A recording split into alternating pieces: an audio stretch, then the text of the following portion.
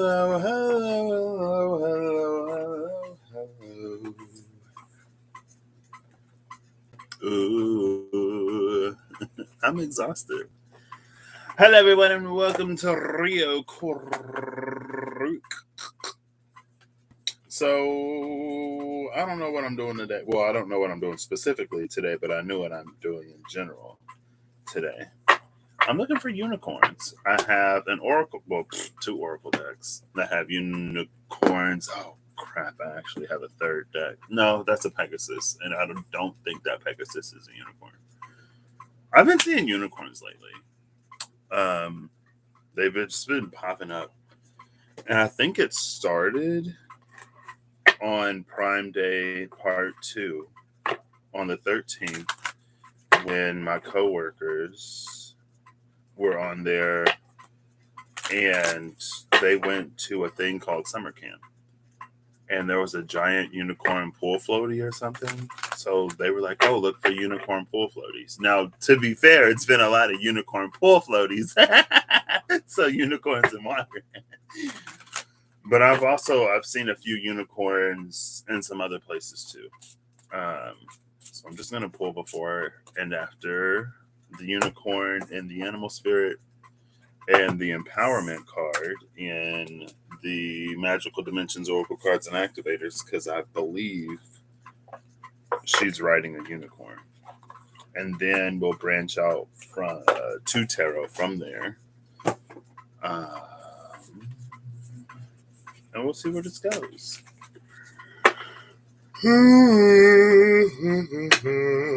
Excuse me. It's been a long work week. It's been hot. I think it's kind of sort of hot all over. I have been seeing in different articles and stuff news that glaciers have been melting and just washing out villages and stuff. So the elk and the snake. The elk comes out, it flipped out, the snake is at the bottom, and the wolf is under the snake. Put the bumblebee under that because I can't get away from the bumblebees. I just watched more recently. I still haven't finished it. Of Rob's full stag moon video. And in that he said that it's called the stag moon because this is about the time where the deer have their antlers are in full effect. But they do fall off. They do shed their antlers. Meese might not. I don't know if meese or not. And elk are technically different. So I don't know if a difference between deer and elk is that elk don't shed their antlers. Let's see. We'll Google. Do elk shed their antlers? Usually, bull elk shed their antlers beginning in mid to late March, later than any other North American cervid. I know corvids are like ravens, but cervids are deer, apparently. The corvids and the curvids. I'm trying to. Curvidae is a family of hoofed ruminant mammals in the order Artiodactyla. A member of this family is called a deer or a cervid. Okay, corvids and curvids. So the elk shed theirs later than any other, and months after that, when the antlers served their role in battling competitors for cows to mate with. Okay. So elk do still shed their antlers. It feels like it's the shedding of the antlers, which makes sense with the snake shedding its skin. Now, a wolf, as far as I know, doesn't shed anything unless it like sheds its pack or something. But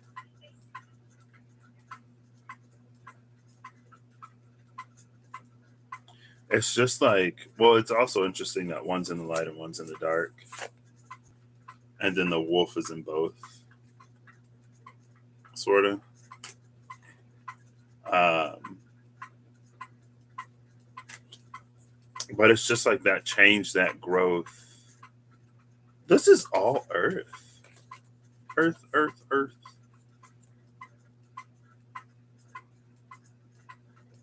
And I don't know if wolves and elks like cohabitate. Do wolves eat? Oh, there it was. Do wolves hunt elk? Google already knew. Large ungulates like deer, moose, elk, caribou are a wolf's primary food source. So yeah, primary food. This is the the elk's primary predator right here. But maybe so too is that relationship shedding and changing. With the snake being in an Ouroboros configuration, it feels like the shedding is a part of life. Like late, mid to late March, the elk's antlers are gone, and they grow back. So maybe it's a little bit of an attachment to something that there's a fear of letting go. It's very like, the divine is trying to take away one thing to give you a different thing type of energy. But it feels like it's not the divine, it's just like us.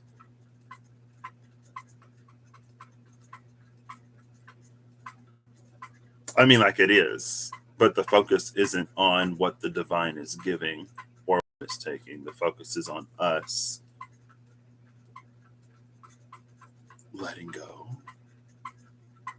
Maybe this is me. This might be a personal read, and if it resonates for you, then it might. Because I think that's something I'm seeing a lot. It's like letting go.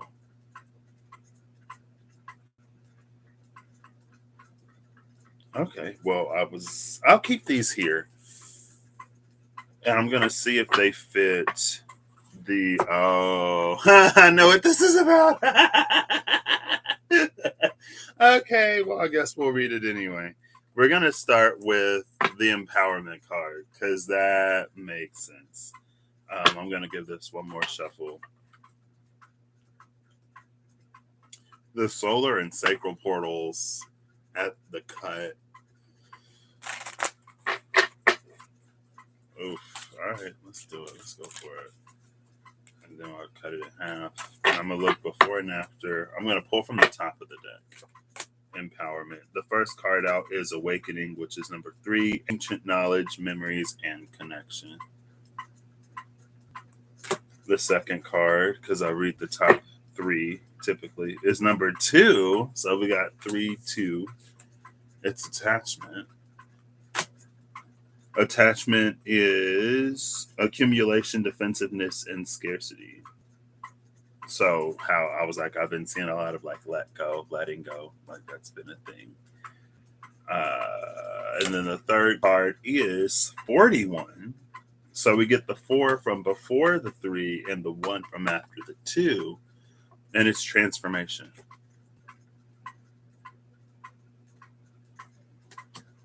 Metamorphosis, synchronicity, and the unexpected.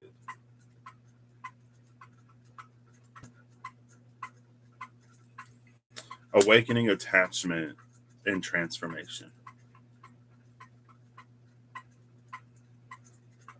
So this elk, it does feel like, because there's in deer and elk and curvids, I guess, there's a certain wisdom that's associated with antlers.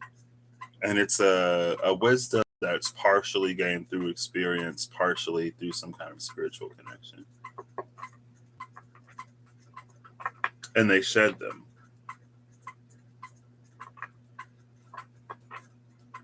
Mid to late March is the spring equinox. Yeah, it's the equinox in the spring and the fall. It's the solstice in the sun and the winter, which is Aries season, which is the beginning of spring.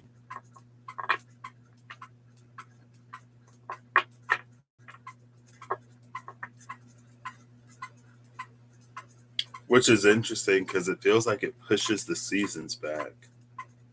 Like it feels like the antlers should fall in the winter and start growing in the spring, just like the plants do, right? But it's different. It's like the elk shed in spring. So it feels like there's a different time that we need to be ready for. Because in the winter, maybe that's when they settle down, they mate, they do whatever, and that's when the elk need their antlers to impress the female and to chase off the other dudes or whatever. And so it needs to be in its peak in the wintertime. So it can't shed in the winter. And with the snake, it feels like there's almost always something. So if it's the shedding, the growth, well, I guess that's 3 seasons: shed, grow, peak, shed. It's like when something is at its highest, another thing is at its lowest, and it's like it's always something. Every season brings something different, and in every time there's like a different focus. And so that's what it feels like it's bringing in a little bit. It's almost like getting really good or really knowledgeable or surviving well, thriving, maybe even in one time in one season. But to head into the next, there's something that needs to be let go because it doesn't serve a purpose anymore. And to hold on to it is to stall this transformation in some way. I don't know if attachment has room for transformation. Can those two things exist simultaneously? Like, can you hold on to something and change at the same time?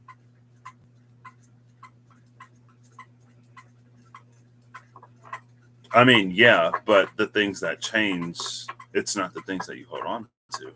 And if the thing that you're holding on to needs to change, then it's probably no. So let's keep pulling. We're trying to find empowerment.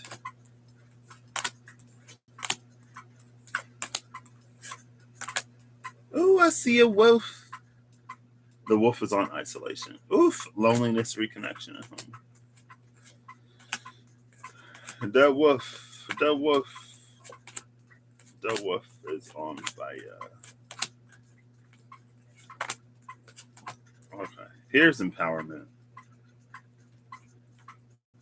So it's number 24, inspirational creation. Number 13, empowerment. I love that we get the 1, 2, 3, 4 again. And then after empowerment is 17, Gaian awakening. So another awakening.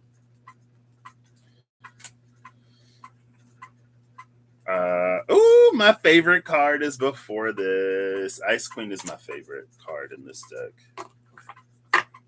Number 22. 22. Number 22. 22 Ice Queen. Love her. Ice Queen is introspection, self-analysis, and fortitude. I think I might actually keep these on the table. Bottom of the deck is exploration, boldness, unknown, and limitless. I like unknown for the unexpected in transformation. It's almost a mirror of the 41, but since it's a 15, it has room for the change in the physical. It has room for the change within the self or the psyche or the.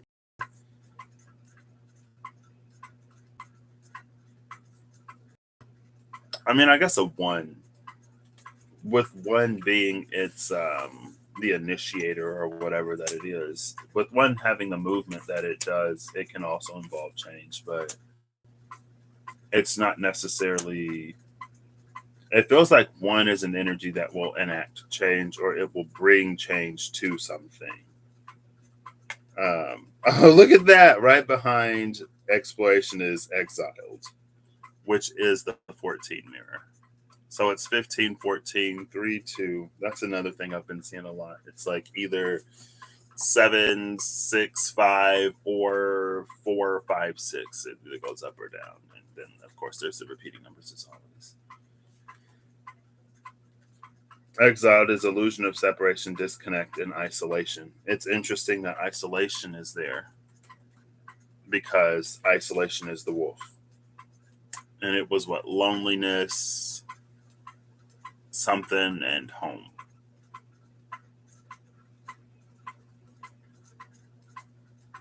It's almost like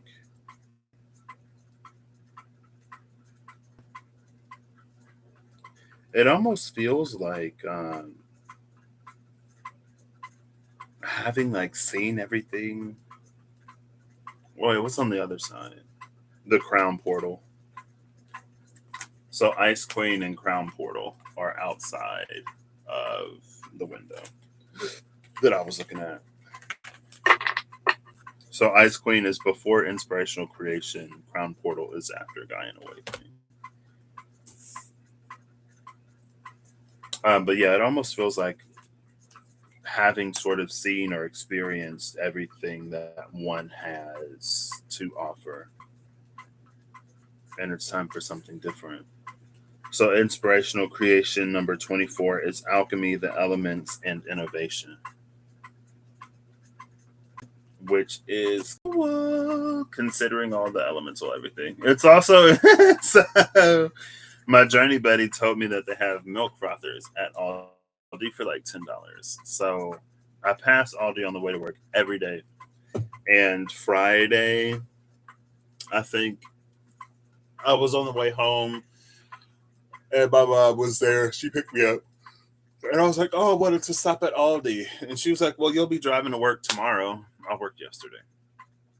So you could just like go after work. And so I was on the way home yesterday. Usually I forget until I'm passing it, but this time I remembered. So I was like, let me get in the far lane so I can go to Aldi. And I went to Aldi and the milk frother wasn't there anymore, but I got these like really nice cinnamon cake whatevers that were delicious. And I got this little fan thing that kind of works, but it's better than nothing. And while I was in there, there were a lot of like candle holders and like there was some set like wick trimmer and something something and something something. And then next to that was some candles with the alchemists, and they had different herbs and spices. I know the first one I looked at was ginger and something else, and then the second one, I think it was some kind of mint.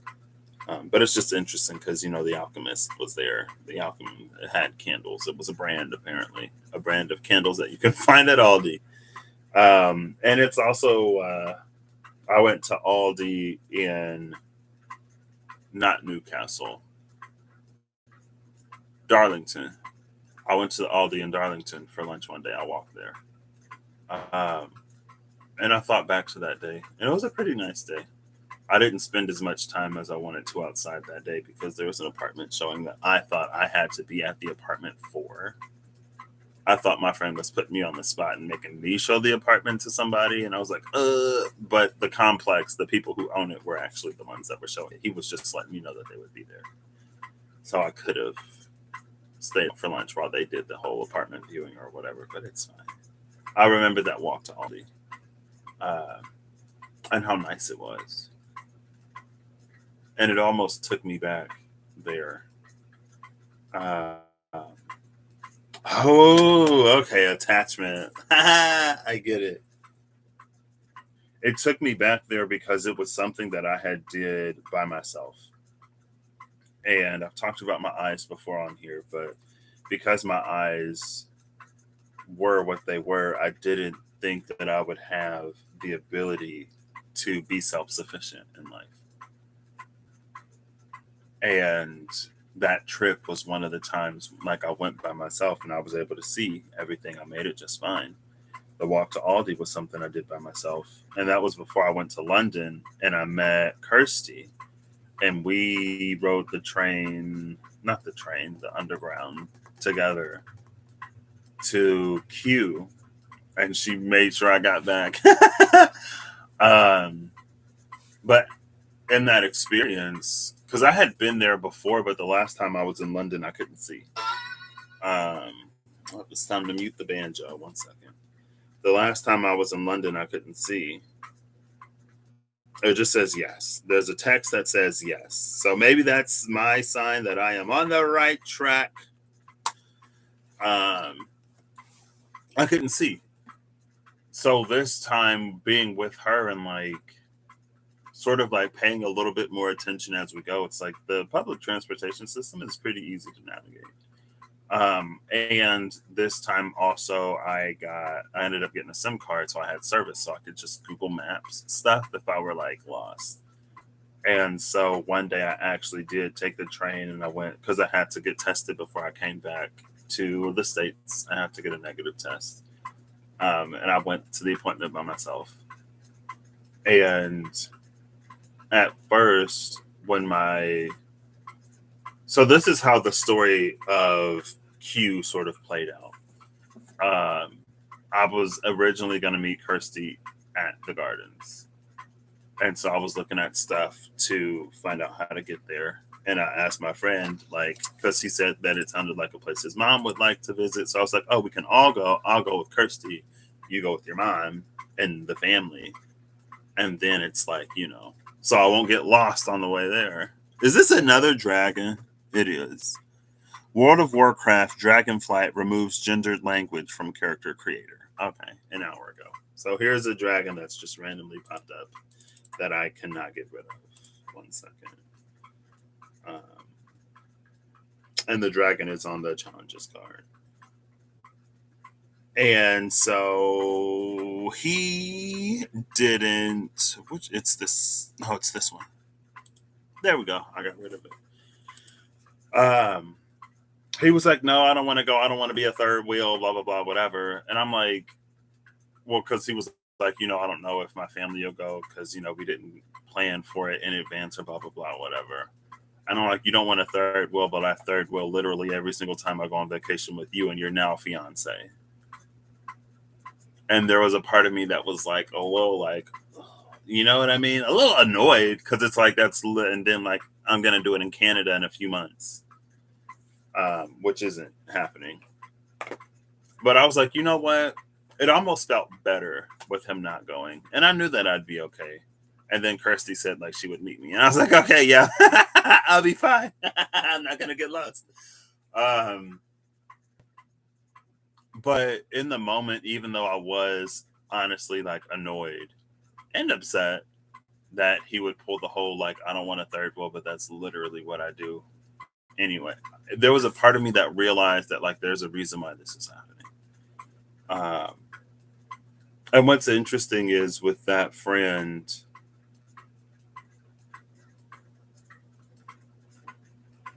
I think there comes a point in time where it's like there are things that we do for others, or there are uncomfortabilities that we navigate for others that we do without being asked. And so we kind of just learn to expect the same from other people, and it's not always returned. And, we can get upset when it isn't returned, as we have the right to be, but it wasn't like asked for. Right? And so it's like although like I did all that stuff, I can't necessarily be upset with him for not wanting to do the same because before I got to know her, it was a little awkward. Like the first time I went to visit him and he was like, oh yeah, my girlfriend will be here the second week and you two can go back together because she was going to school basically very close to where I live. And I was like, I've never even met her before. Like I've spoken at most maybe 5 minutes to her on the phone, like, and at one time. several times. So like we had this, it was a close, it was like a close-ish connection, but because of him. Like when they were on the phone together, sometimes I would be there and kind of be a part of the conversation, but that was like it until I met her. Then I met her in real life and I love her. She's amazing. I love everyone connected to this friend sometimes more than I love that friend. Not love, because I love him. I like people connected to him sometimes more than I like him. And I think that's a fair statement because we get on each other's nerves sometimes. Or it's not just a matter of getting on each other's nerves. It's he's just not really the type of person to go out of his way for anybody. And he doesn't immediately, it's almost like his first thought is like minimizing his own inconvenience. So for example, when I went to stay with him and he was like, hey, like, can you ask your mom to pick the both of you up and then drop her off at school? And I was like, yeah, I can ask her. He was like, that way we don't have to pay for the bus ticket or whatever. And I asked my mom, and he wanted to meet her where it was convenient for him, which was more inconvenient for her, rather than meeting halfway, meeting in the middle. And she told me, like, you know, I'll do it if we meet in the middle. And I said, okay. And I know how, like, this friend does stuff like this to me. He did stuff like that to me. So I did it to him, where I didn't tell him that we were meeting in the middle until the night before. I was like, hey, and by the way, like, we're meeting halfway, which was honestly, what, 10 more minutes, 10 to 15 more minutes than where he wanted to meet.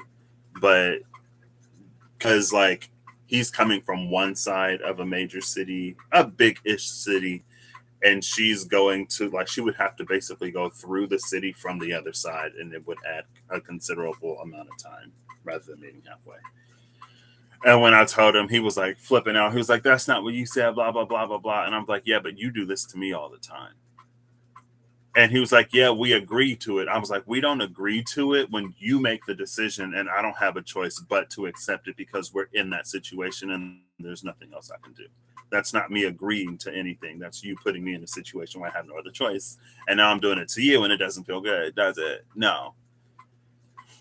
And so that happened the first time. The second time, I stayed with him and met her again, and we did stuff like we went on a day trip. It was fun again. Like after the second time, I knew that I liked her, and it was less awkward. So I enjoy my time with them. So it's not fair to necessarily equate the two. But anyway, I guess this is just me talking about my life today, and that's fine. The second time, he was like, "Oh, like, can you ask your mom if she'll take us? Like, we can meet in the middle again, and blah blah blah blah whatever." And so with him, like even at the beginning of our friendship, I could feel that he wasn't selfish. And I could feel that there was a part of him that was genuinely interested in like a friendship. But it seemed like he wasn't able to see outside of himself. And he didn't really consider anyone else. And that's when I was like, I don't need friends like this. If all you're going to do is take from me, if you're not going to respect my time or whatever, I'm better off without you. Because I'm not just going to be here for you to take and take and take and take and take from and to just sort of, I'm like, yeah, no, I'm not interested in that. And it's funny because that's the one year we meet and I'm like, early in the friendship, there was something where something happened and I got upset and I was like, you know, if you want to ask me something, you should ask me in this way because, you know, there's a whole history of things not going well in this particular area, section, whatever of my life. And he was like, no, I should have asked you the way I asked you. And I was like, okay, if you're not going to listen to me, I don't need this friendship. I'm done. Bye. And then, you know, we ended up working it out. And it was a fairly intense first year. But by the second year, he goes to a different building and like people are asking him how he's so like compassionate or whatever. I'm like, what?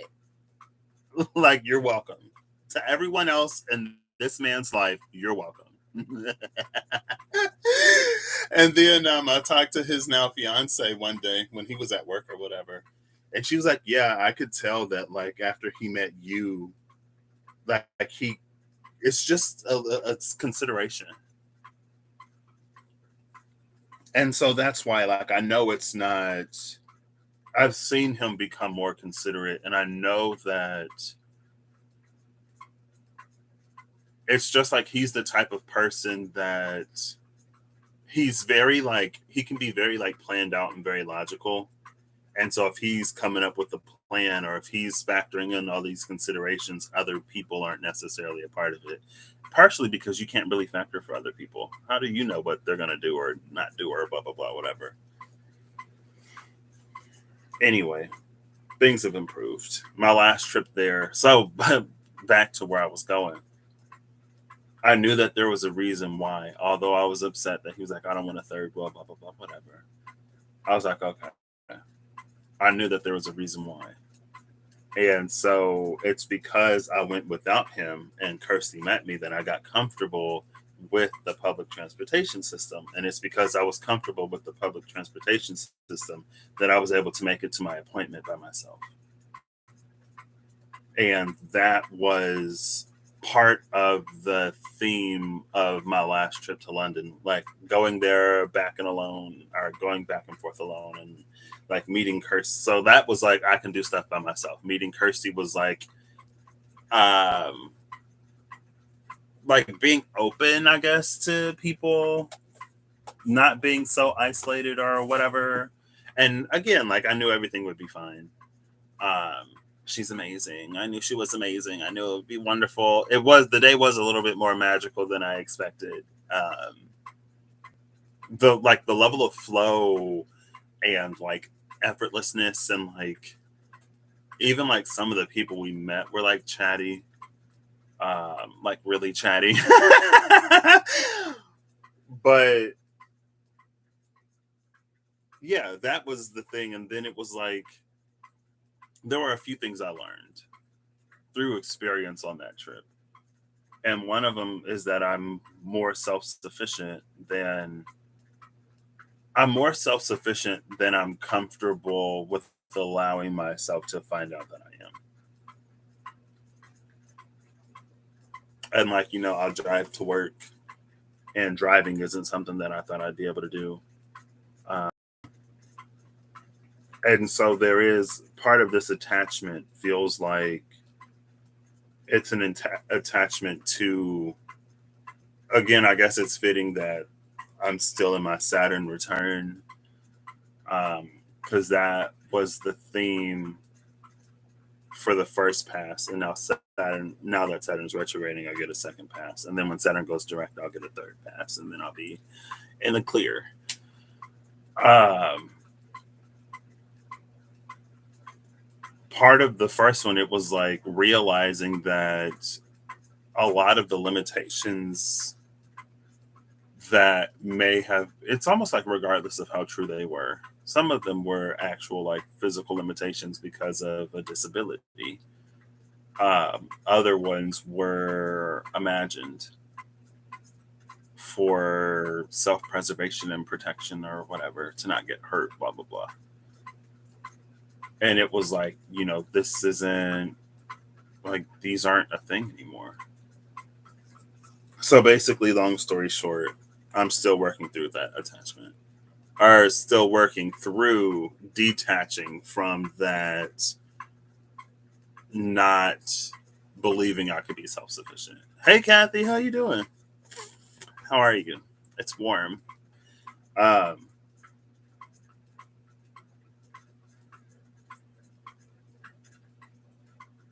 and it's interesting because I guess if I go to the elk,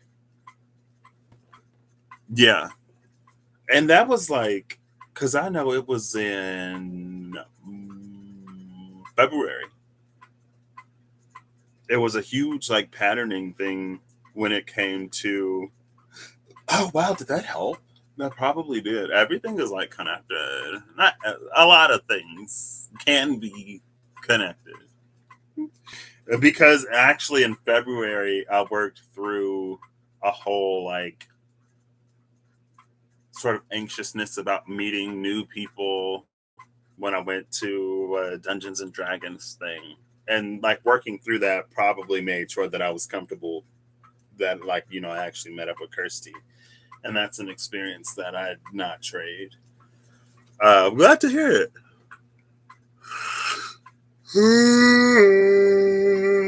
Excuse me. My connection on the Switch was like in and out for no. I had to like disconnect and reconnect or connect to a different network and the network. I think my brother was having issues because the power. We cut the power for a second, and when it came back on, he was having issues connecting, and he was like, "I figured it out. I had to unplug it and replug it." So that I guess that even mirrors here. That's part of the disconnecting and then reconnecting.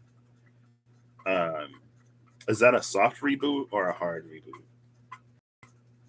It's probably a hard reboot because I think a soft reboot would be like within the system, but to disconnect it and then to reconnect it, oh, it makes me. It's like in one of those supernatural werewolf shows. It's like if there's a werewolf, because werewolves have the property of healing, and it's like if they get an injury that they can't heal, then sometimes what they'll do is they'll create one that they can heal, and then while their body is healing that one, then it'll like start to work on the one that it couldn't heal. Like they'll break an arm or something.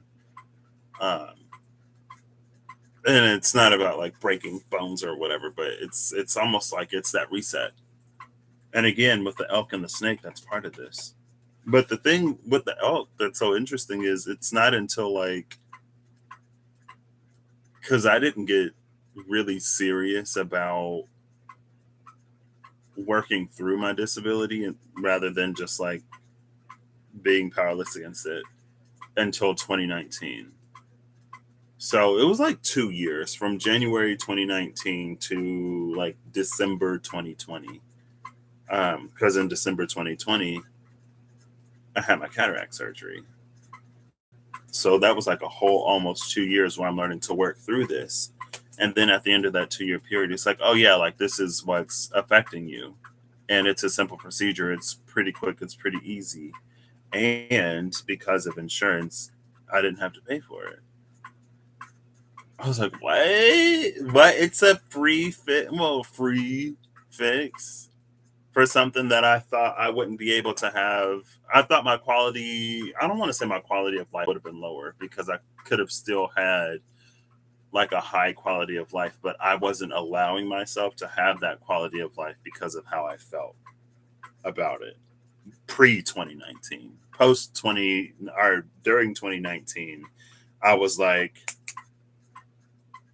I got to work through it. And that's when I was like using all these resources, doing all of these different things and like blah, blah, blah, blah, blah. Right. And it was like a fairly quick turnaround. Well, it was a fairly quick resolution to something that I was dealing with for years. I think the diagnosis happened about between like 13 and 15. And that happened when I was 20. I'm 29 now, so 27. It was a few months before I turned 28.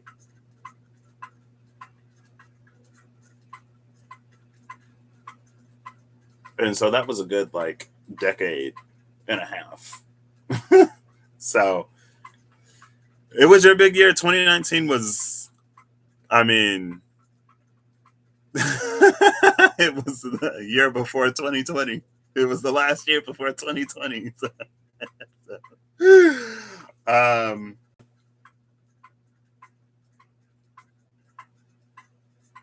and so it's almost like, again, it's like while we hold on to the attack, there are things that can be transformed and changed, but not what the attachment is. We can't change what we're attached to. The attachment doesn't allow for that change. So I'm actually going to pull a Lenormand deck. I was going to go for the Mirror Truth, but I'll go for the expanded Gilded Reverie. And I'm going to look. Ooh, before, I'm going to give it a shuffle. Who is this? The Clover. And look before and after the Anchor. Because the Anchor would sort of, it limits the amount of the magic of the ancient arts. Ooh, that sounds intriguing.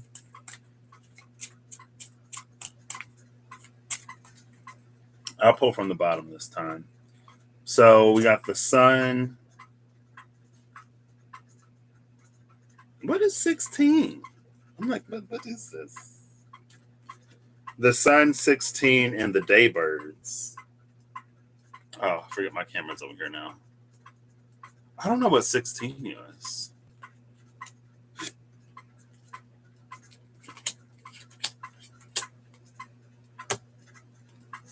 I love that the sun and the daybirds are here. There are 2 birds cards in this deck. The owls are the night birds.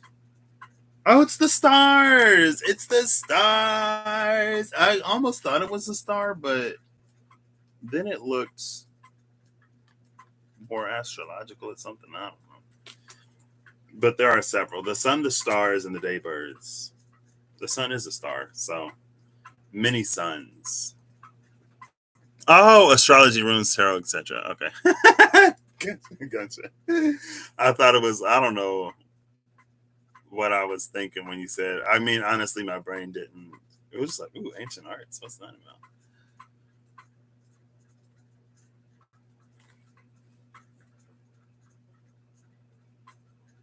about? Okay. So the sun it's almost like Aksunare energy. And Aksunare is the brilliant dawn or the blinding dawn. And the brilliant / blinding dawn is what we experience when the light reaches the dark night. Like whatever space where we have our dark night of the soul, the brilliant blinding dawn is what happens when the sun rises there. And since we're used to it being dark in that spot, in that space, the first time we experience light there, it's like it triggers a light sensitivity, but eventually we get used to it.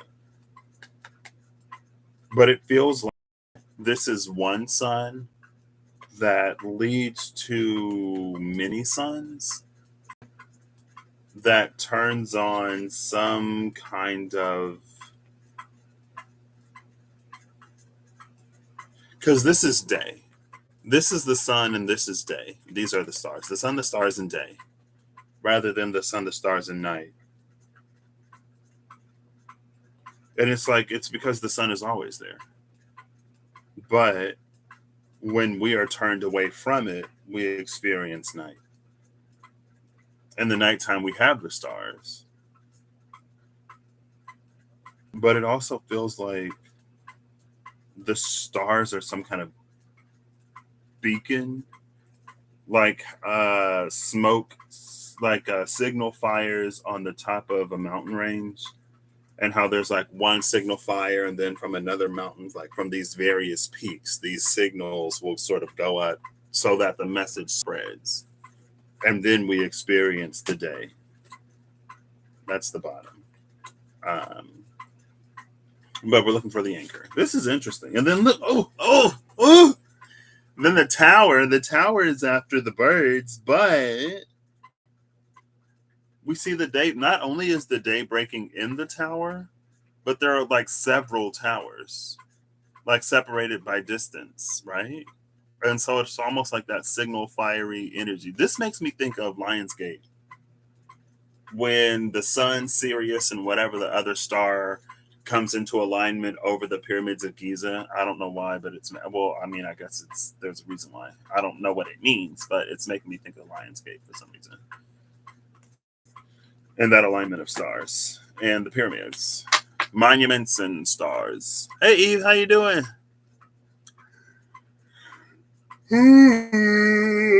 Oh, see? Oh, Ooh, okay. Because now there's many houses and many birds. And again, it's an alignment. They're all lined up. And then there's the anchor that I was looking for. You see, because like this is day in this one house, and then is that a rainbow? How long has that rainbow been there? Oh wait, no, it's not a rainbow. Why did it almost look like a rainbow in the camera?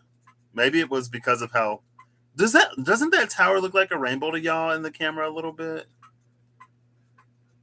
I think when it's in the shadow of the camera, because it looks a little bit more red on this side and more blue here, green, and then yellow in the middle. I'm crazy. Am I crazy?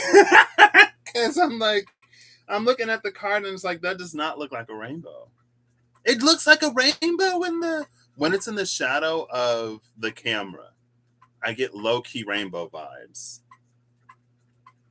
But when it's not, I don't. Where's the camera? There's the camera. Yeah, I don't know. That's weird.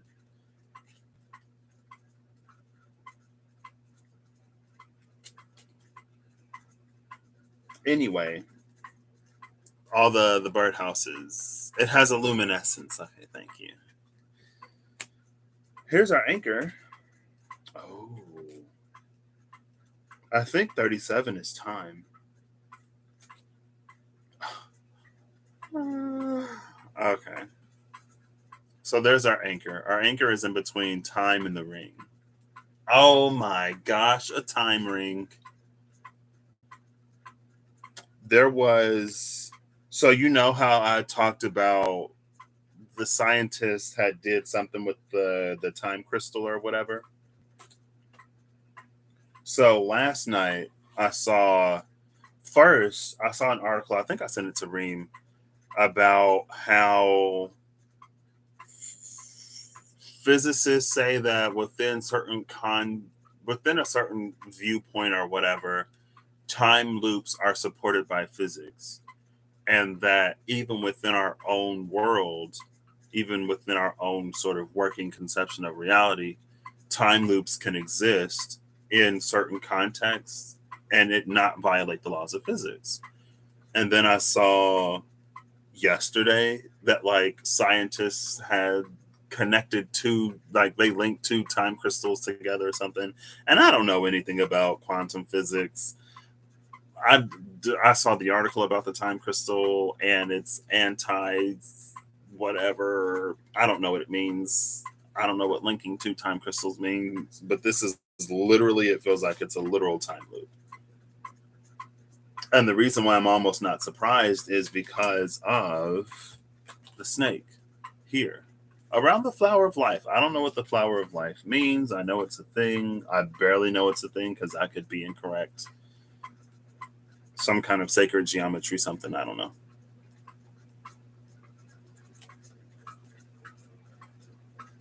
Oh my gosh.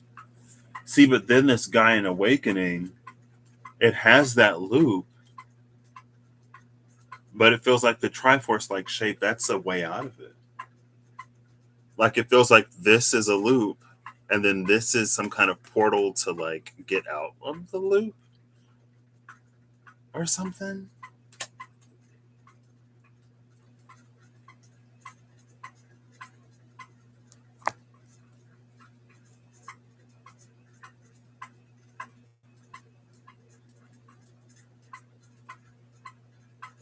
No, okay.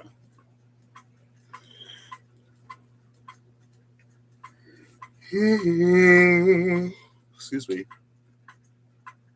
So this is what the anchor does. It creates a time loop. And so when the thing that is, it's almost like it's queued up for transformation. When we can't let go of the attachment, it feels like there's an energy of like some kind of purifying energy that restores and renews. Like whatever happens when you disconnect and then reconnect, because when you reconnect something, it goes through the initializing process. It's almost like it does a system check.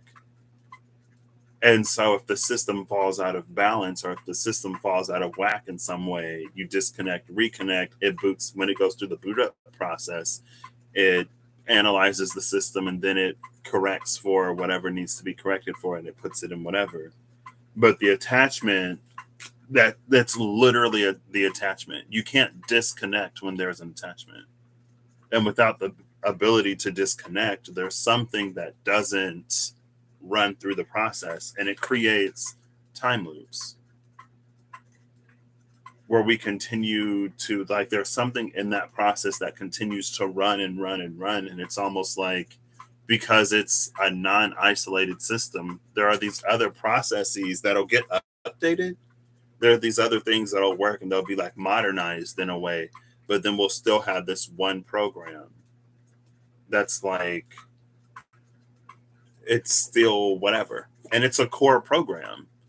So what it does is it bottlenecks the system. And it's like, I got a new computer, I defragged the RAM or hard drive, I've done this and I've done that, and why is my computer still so slow? There's a reason. There's something slowing down the process. That's what is needing to be let go of now. Again, like, there's the awakening, and then there's the Gaian awakening, and they're on opposite sides. Transformation is sitting opposite inspirational creation. And that's the 41 and the 24.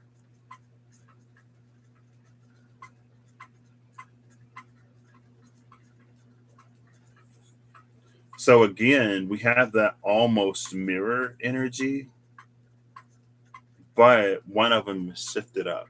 We had the 15 on wherever the 15 was, at the bottom of the deck. Yeah, the 15, which is exploration, at the bottom of the deck. That was one off of the mirror of 41.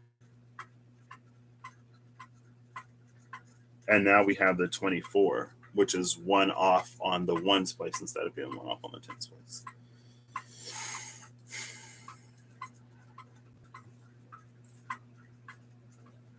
You have to stay 33 seconds behind this. Oh, because the Wi-Fi. Oh, okay.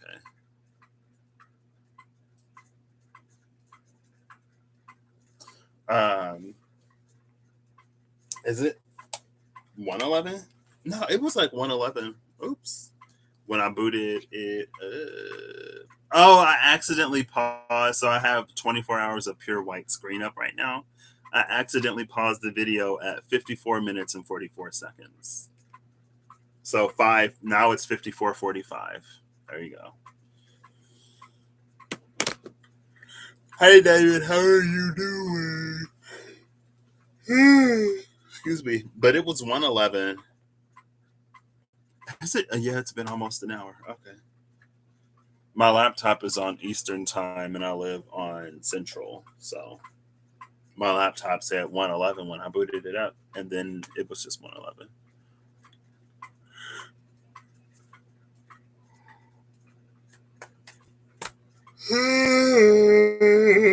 Excuse me. Okay. So when the anchor is there in the challenges, the thing that needs to be changed, removed, transformed can't be, and so it creates time loops.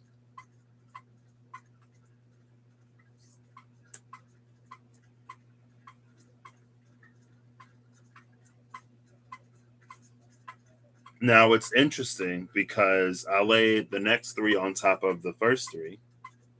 Oh, I should do the bottom three. I'll do the bottom three. Why not? And empowerment comes on top of challenges. So we have inspirational creation, alchemy, the elements, and innovation. Empowerment, grounded strength and stamina with the unicorn I was looking for. And then Gaian awakening, preparing relocation and ascension.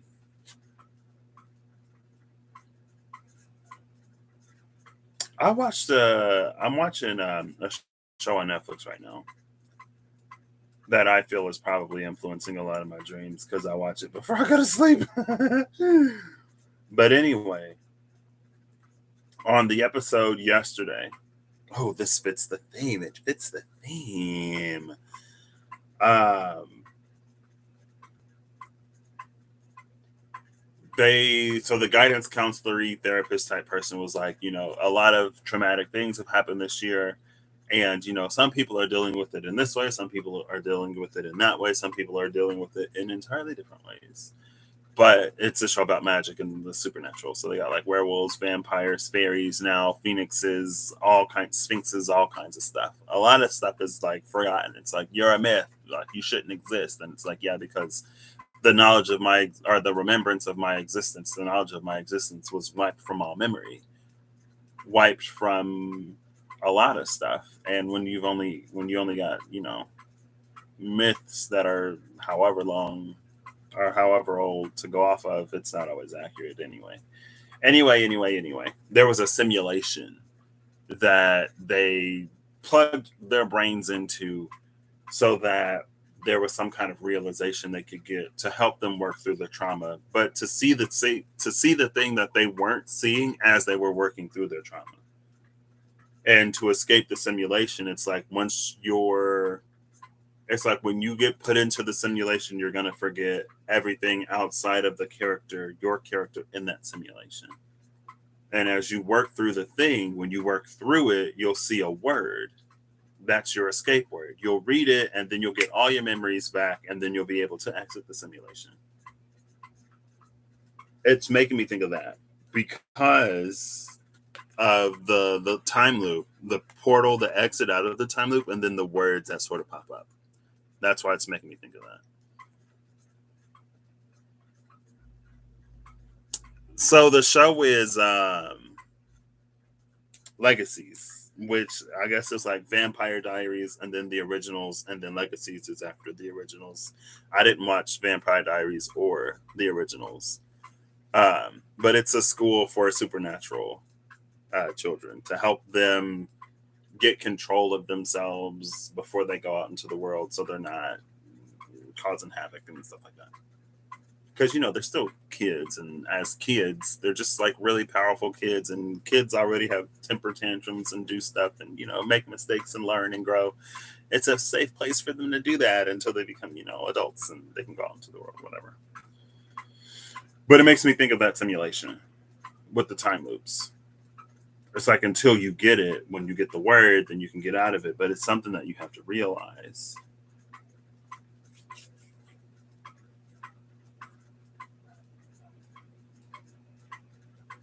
And so maybe it is more self-preservation with the elk, even though they compete to like mate or whatever. Exploration, exiled, and throat portal. 15, 14, and 40. I'll put these back. I don't think these fit. I mean, they could. Yeah. Exiled on top of. Oop, I put them backwards. Exiled on top of empowerment. This feels like a choice. We can either be empowered, we can find empowerment, or we can continue to be disconnected.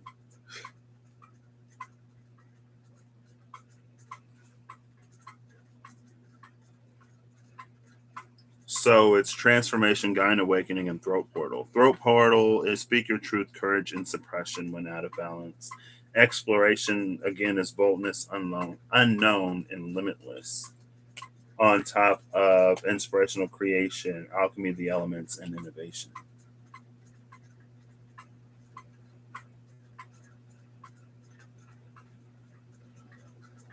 There's something more in store. Hey, I finished the Umbrella Academy. The ending of it was kind of wild. And I was thinking, I was like, if this was the plan in season 3, why didn't it happen in season 1? Like, why wasn't this revealed to be a thing in season 1? But then I remembered the biggest change to the Umbrella Academy between seasons 1 and 2 and the end of season 2 into season 3 that one person, I was like, oh, maybe that's why. Because it's like they'll fail. They're not ready. So maybe he just gave up. Too superhero for your taste. You don't feel smarter for watching it.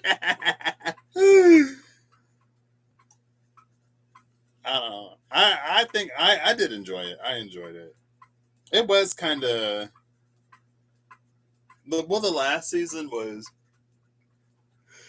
I don't know. It was interesting. I'm just like, who is this man?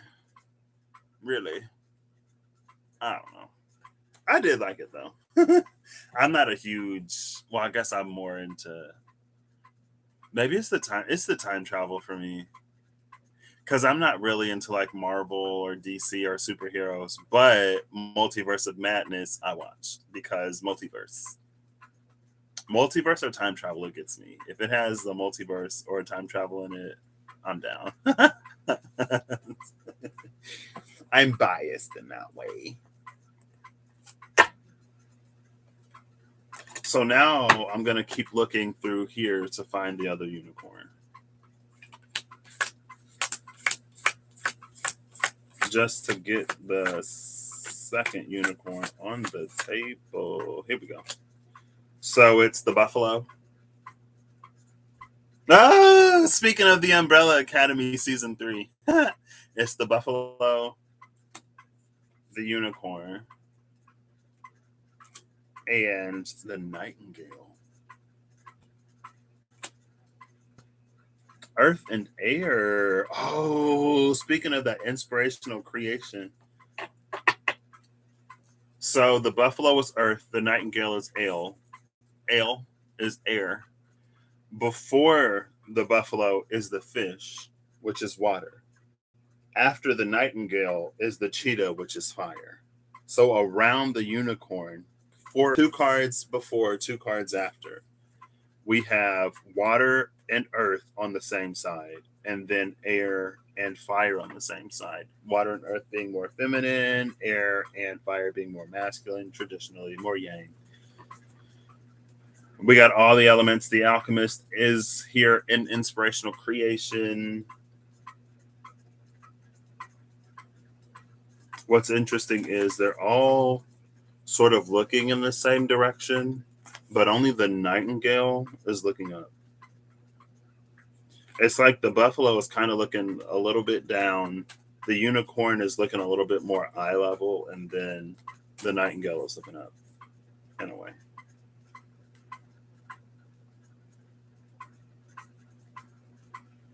Interesting.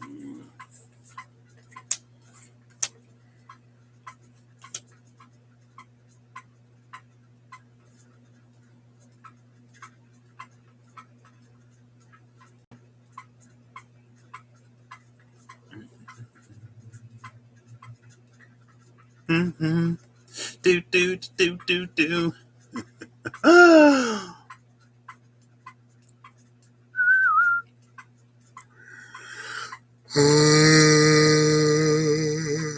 Excuse me. Called the black phone. What?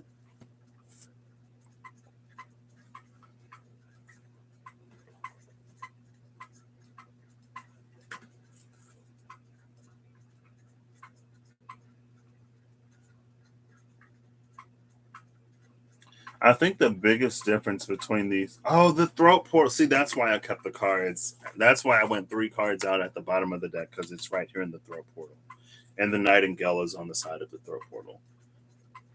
It feels like buffalo is silent and nightingale speaks, and there's something happening within the unicorn. And notice the full moon. We just had the full buck moon, full stag moon, right? And the elk is here.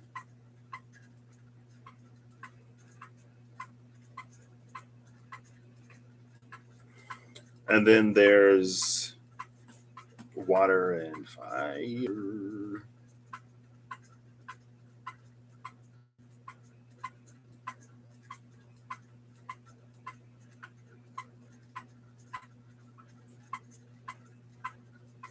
And this could be another full moon that the nightingale is sitting on top of.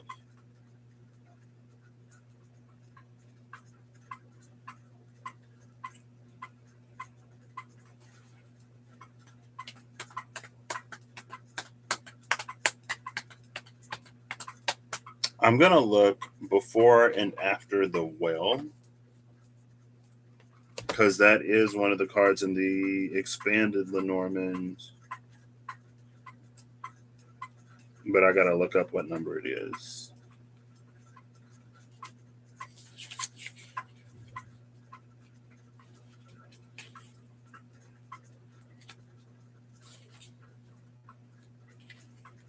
The well is number 41, which is interesting because 41 is what that transformation is. Well, now I gotta flip back through all the cards that we saw before.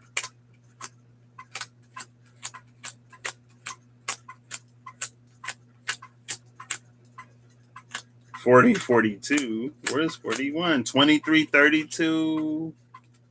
The moon mice. The full mouse moon. The new mouse moon.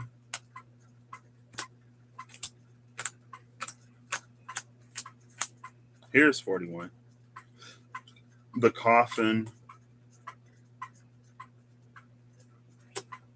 The whale. And the snake. It's funny that the snake is there because when I said like the full mouse moon or the new mouse moon, it obviously made me think of snakes because snakes eat mice. You get a pet snake, you buy pet mice and you feed them to it. You don't buy pet mice. The mice are for the snake. It's food. Oh, snap. It's an 8-7. So there was the 3-2, the 15-14, the 8-7. Everything is like it's taking a step back.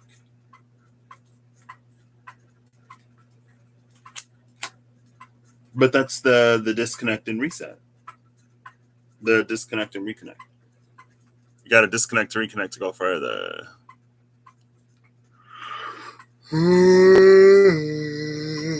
Excuse me.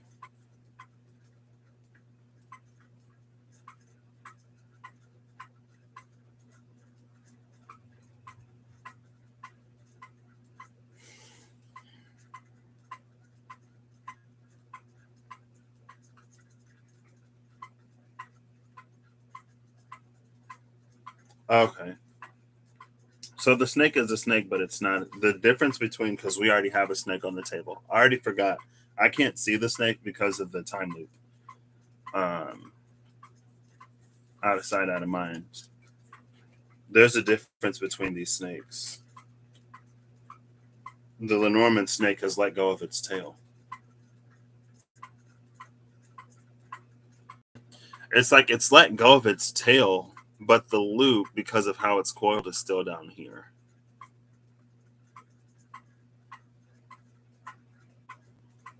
Welcome back. Playing with the internet.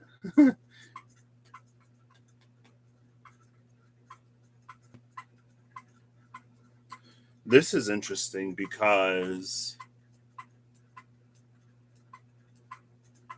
this is the shortcut. This is this is the shortcut. Is this Taurus? Almost the glyph of Taurus. Uranus is in Taurus right now, a planet of change, a planet associated with change.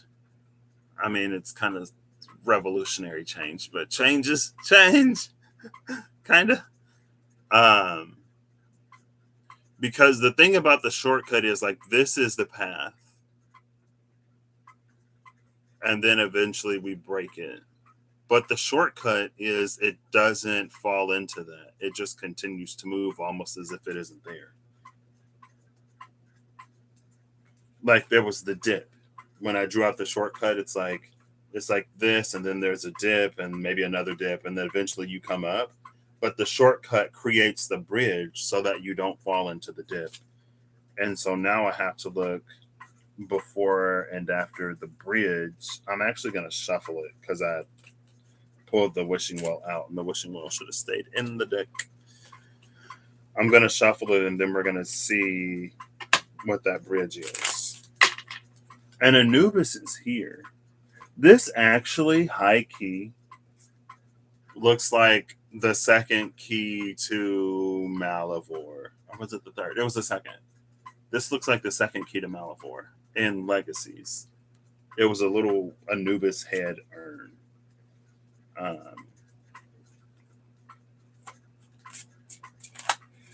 Ooh, okay. Who is this?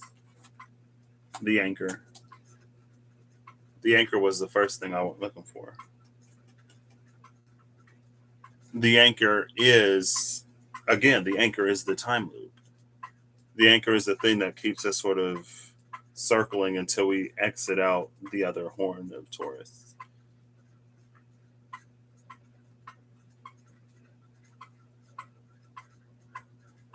I'll put it back.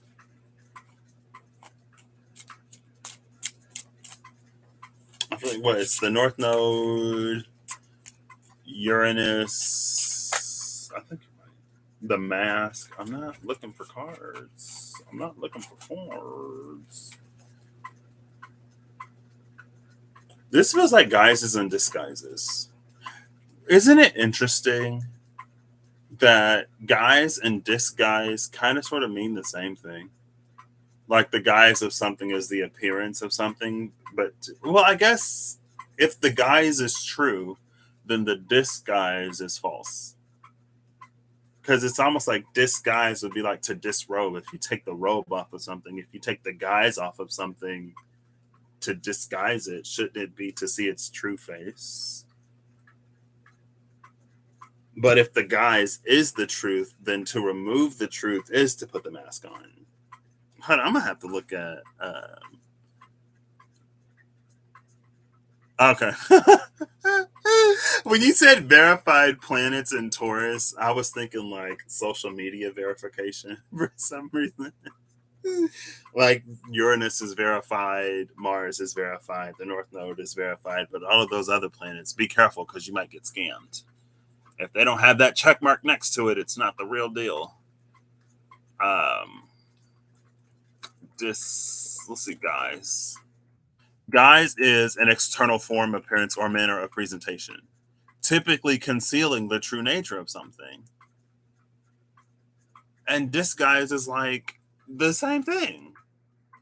Disguise give a different appearance in order to conceal one's identity. So why doesn't disguise mean to reveal the truth of something? Doesn't that not make sense in English? Like a few things in English don't make sense, but anyway. The bridge. I think the bridge is 30. I need to look up the number. Uranus, North Node, and Taurus. Uranus, North Node, and Mars, all in Taurus. Oof. Where is the bridge? The bridge. Bridges is number 38. Okay. I'm going to try to not be on here for too long. There's stuff I need to do. There's another trip. Basically, I'm going on another trip. And part of me is like, I could not do it. That's the theme this month. Oof, I didn't plan it out very well. It's that like it's an opportunity for me to do here what I did basically in London. It's an opportunity for me to be self-sufficient in a way, to do something by myself, but to also experience a little bit of, I don't know, something I haven't experienced yet, regardless of how short the time is. Oh, look, the night birds are here. These are the night birds, the owls. 38. Sorry, looking for the bridge. 23, 33, 44, 14, 41. Where's the 11? There's our 14, 41. And 44 is there too. Because why not?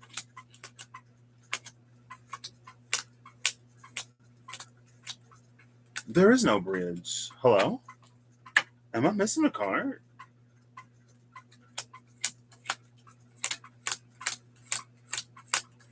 Or did I overlook it in the beginning? 2332 is together.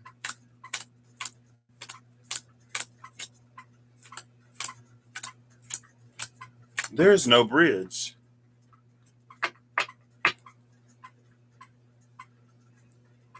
I mean, not really. There's a wedding this upcoming weekend because Sunday, and as I learned it, Sunday is the beginning of a week. Oh my gosh. I think this is the bridge. The bridge is in the box. The shortcut was never. See, but that's the thing about the shortcut. The thing about the shortcut is that, like, it's a shortcut because we were never supposed to take it. We're not even supposed to know that it exists, but it's a shortcut because there's a point that we reach almost before the assigned or allotted time or the expiration date.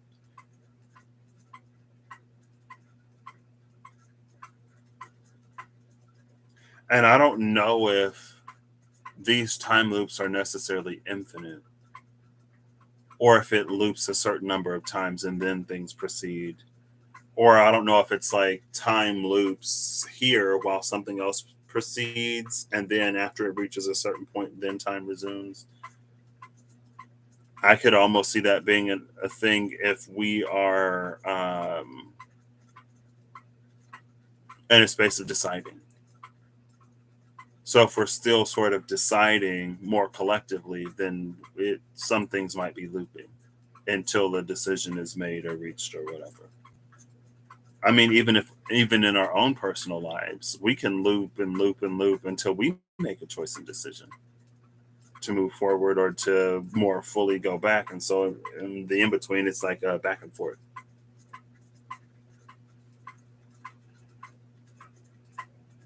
But the thing about the shortcut is we're not.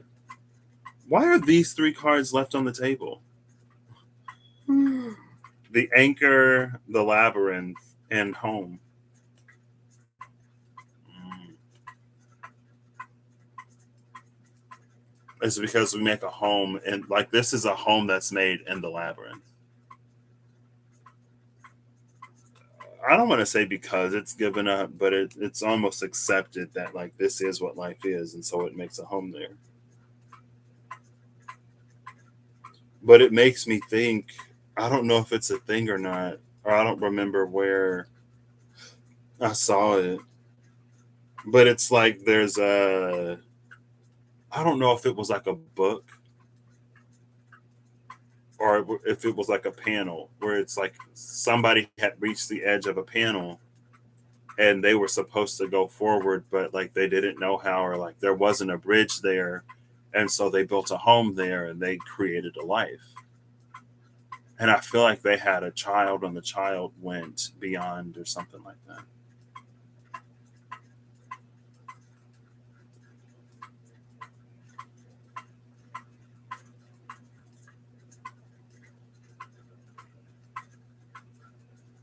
It almost makes me think of Once Upon a Time. Arnold. But yeah, there's a wedding that I'm going to um, up in Chicago, and the bus ticket is like $40. So, but I'm gonna stay the night there and then go to the wedding, and then I'll come back.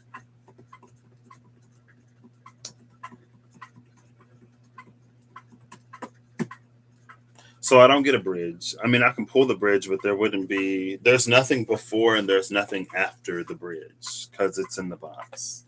It's separated from everything else,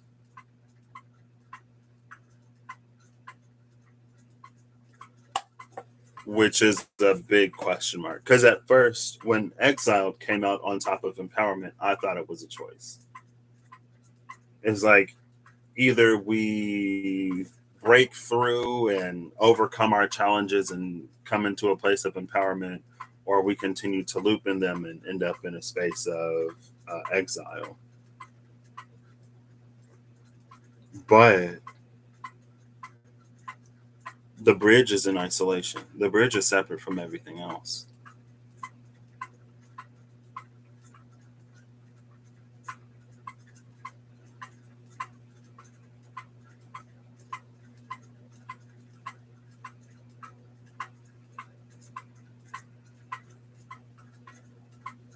Okay. I should look up some like good food. I've never been to Portillo's.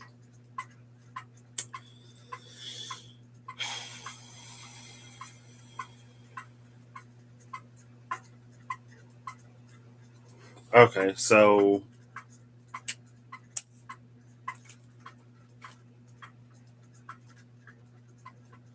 there's something almost Lilith here with the coffin and the snake.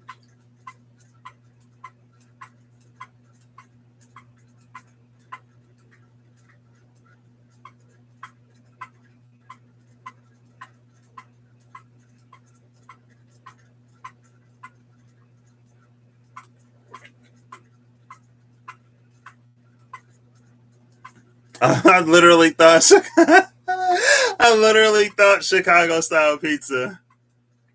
But I was like, is that deep dish or is New York deep dish? Because I don't think I like deep dish. I don't like a lot of sauce. If a pizza is too saucy, it makes me gag.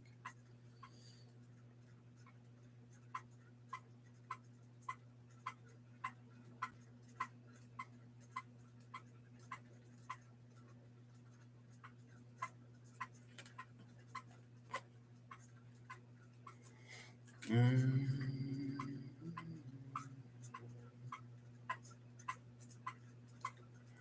It is deep dish. Okay, yeah, I'll pass. Excuse me. But maybe I'll try it since it's a time of overcoming fears or whatever. Because I was talking about deep dish pizza with some coworkers a few months ago now. And they were saying it's like not actually all sauce. So it's not like a gallon of sauce with like 3 toppings and a little bit of crust. You usually go for the bendy New York style. See, that's what I was. Maybe I'll try it when in Rome, right?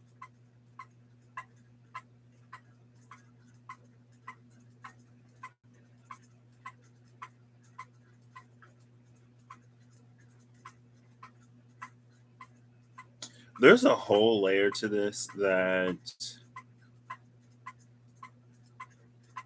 So basically,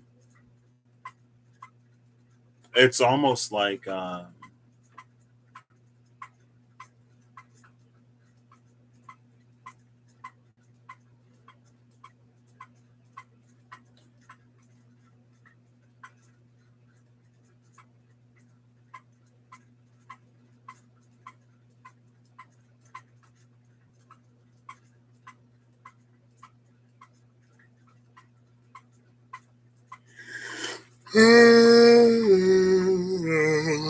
Excuse me.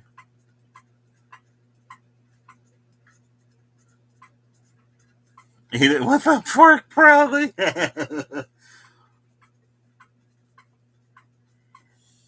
It feels like there's some kind of isolating experience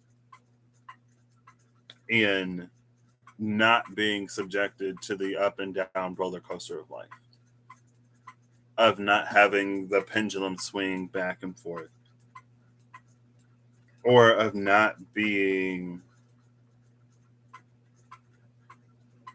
Well, I guess because it seems, and maybe it depends on the people that you surround yourself with.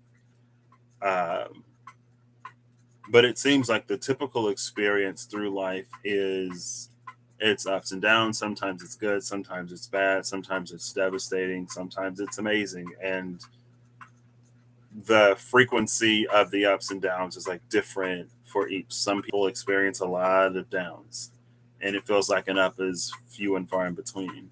Some people experience a lot of ups and don't really have a lot of downs. Um, and maybe those types of folks tend to like gravitate towards each other. So those who experience more downs sort of gravitate towards more who experience more downs. Those who experience more ups gravitate towards those who experience more ups, and those in between gravitate to those in between. But it feels like it's disconnected from the experience of reality, from the typical experience of reality, because it's almost like it's connected to something higher. And it could be the case that, like once we get there, we find that again, like there's a whole just as many people as we knew or know where we are, we'll find that many where we are going. And so it's not going to be the isolating experience that we think it is.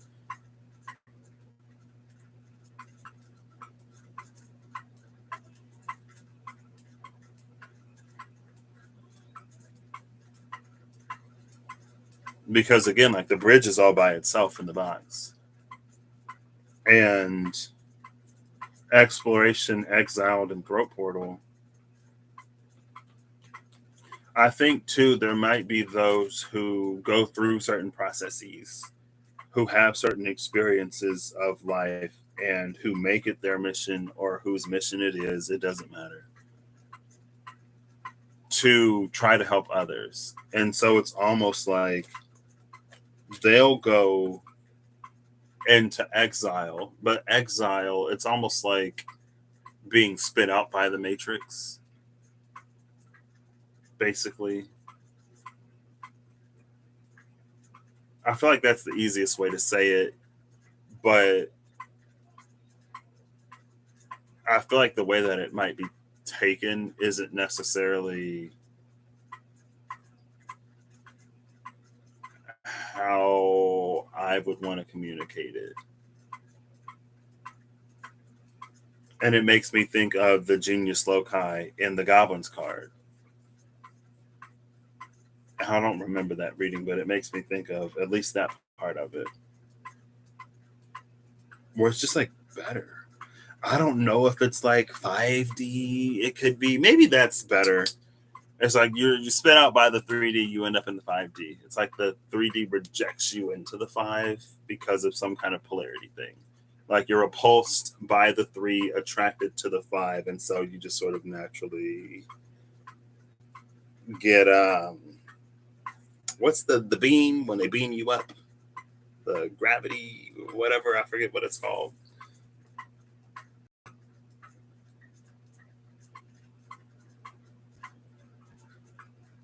Oh, see, look at this. Because that, it feels like it gets like sucked up into the light, but that reminds me of the escape from the time loop. Oh, look, they're both triangles. Okay.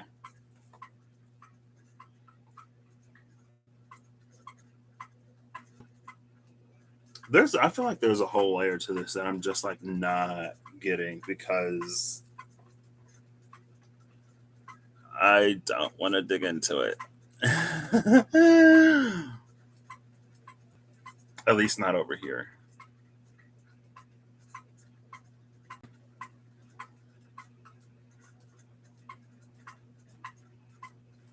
This is so like, so with the coffin and the snake,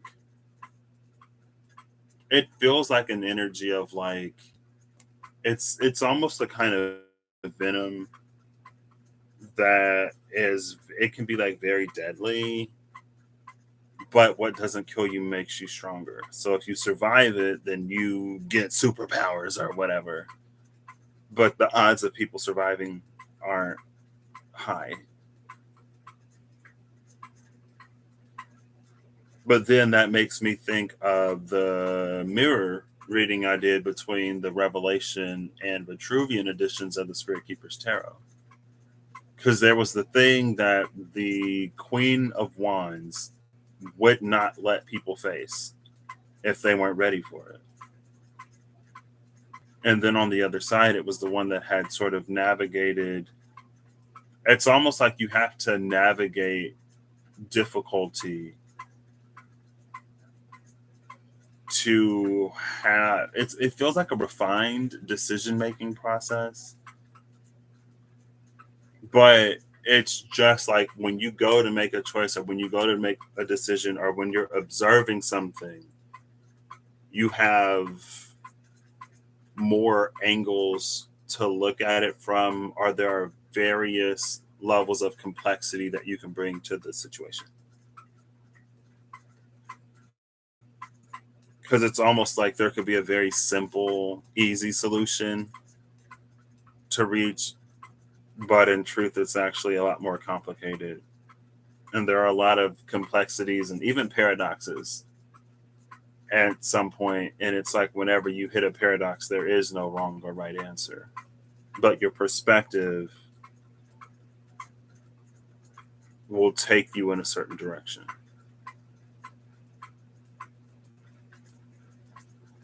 It almost feels like it's a little bit tractor beam. Thank you. Um, it almost feels a little bit like it's in the territory of like a title card.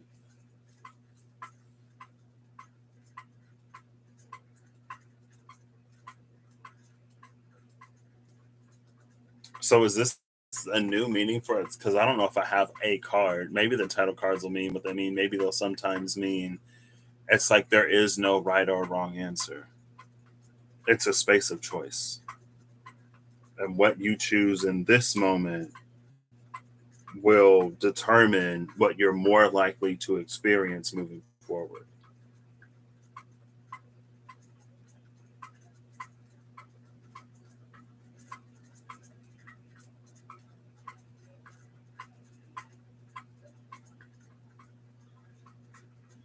And so it feels like almost it's a series of increasingly difficult decisions. Because first is the choice of like, do we choose the transformation over our challenges?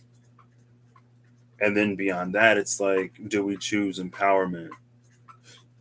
And to come, because like there's the first awakening, and then there's challenges and transformations.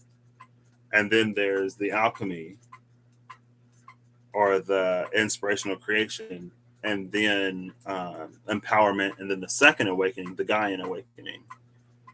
And then after that, it's the exploration of everything beyond the first two awakenings. And then there's the exile and the throat portal. And maybe exile and throat portal, it's like there's a space where we find, going back to guises and disguises,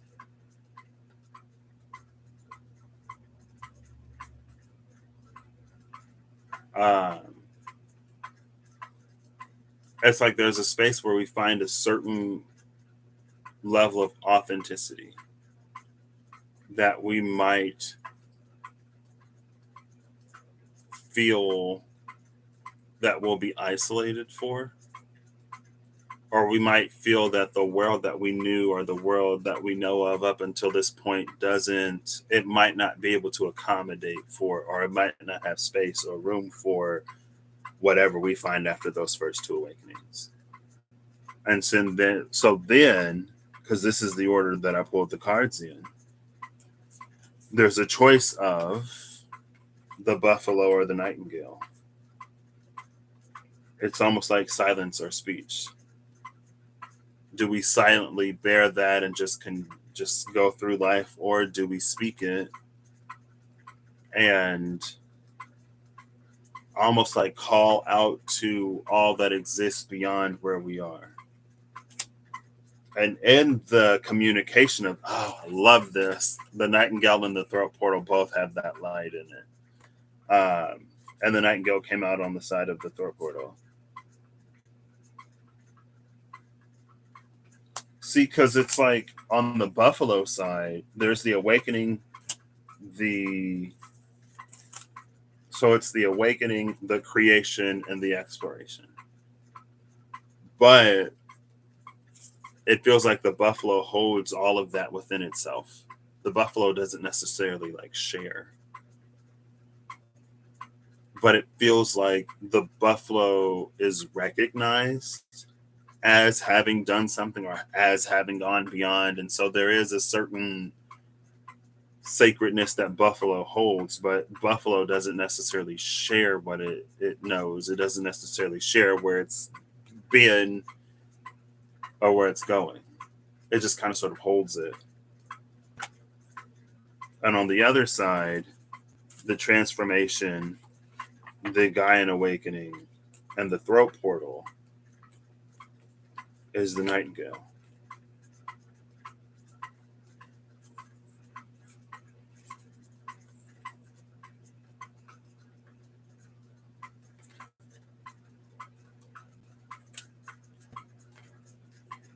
And it honestly doesn't feel like there's a right or wrong way to do it. And it feels that way because both are necessary. We need buffaloes and we need nightingales. Because it feels like the nightingale is it's detached enough that it doesn't put into the ground what the buffalo puts into the ground.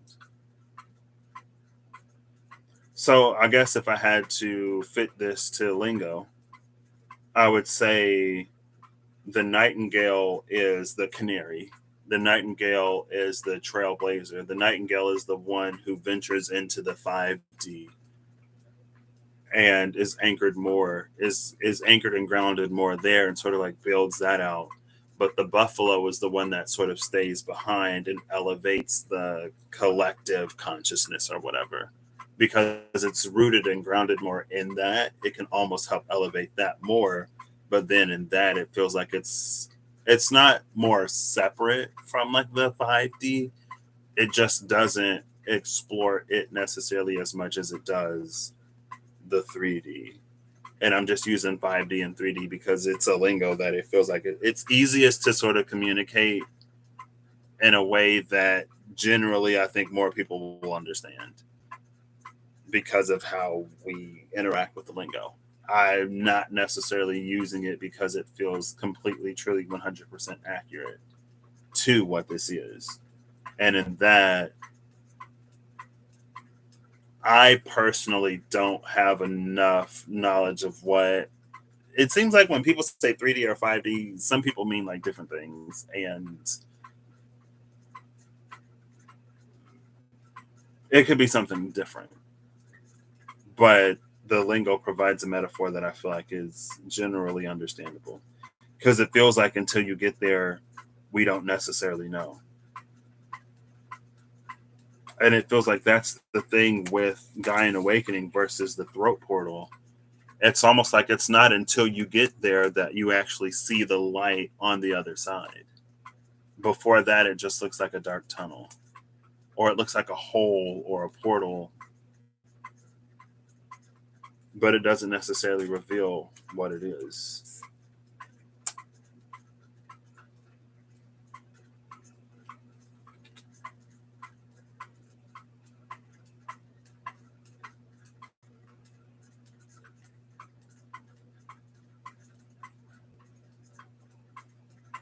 I don't know what I was expecting, but this is not it. Hey Holly, how you doing?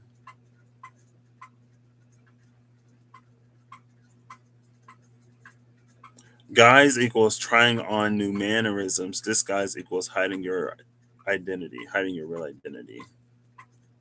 But if you're trying on new mannerisms, isn't that like what does that mean? To try on someone else? It's a process of self-discovery, you know. The mannerisms, like some of them don't fit, some of them won't work, some of them will. I don't know.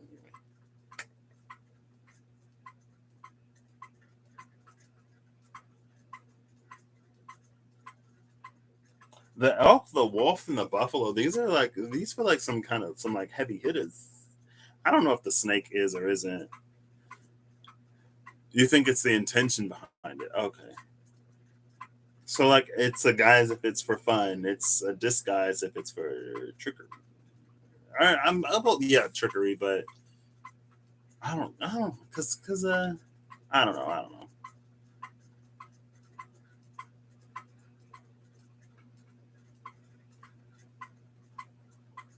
What's the most interesting about these two snakes is though,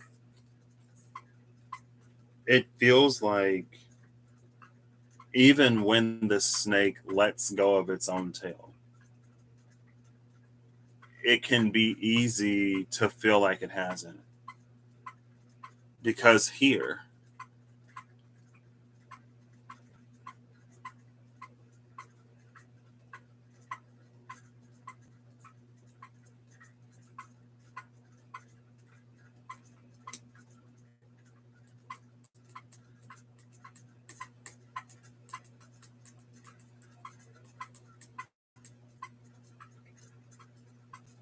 and it feels like there's something that Anubis holds and does not necessarily reveal.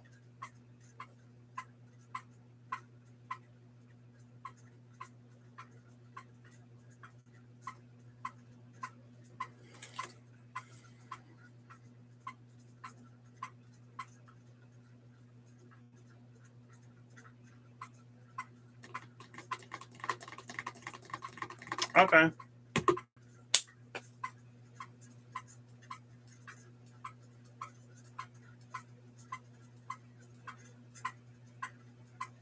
Also,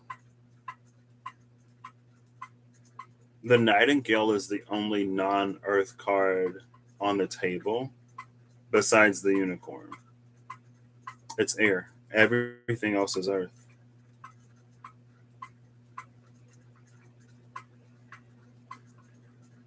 The elk, the snake, the wolf, the buffalo, the unicorn, and the nightingale.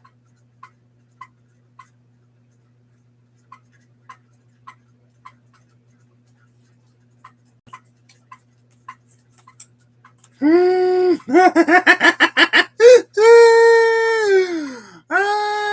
it is. So I was like, well, because I was like, let me just see what the bottom three animals are. It's the fish, the crow, and so there's water and fire with the air in between.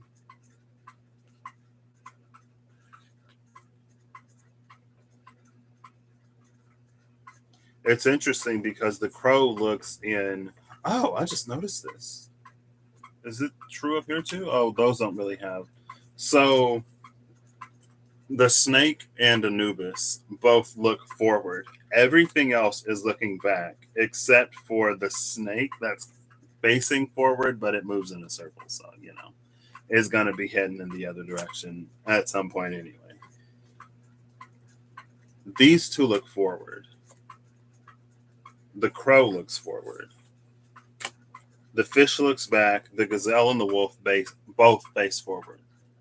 Are like they're facing like center. They face center. The crow looks forward. The fish looks back.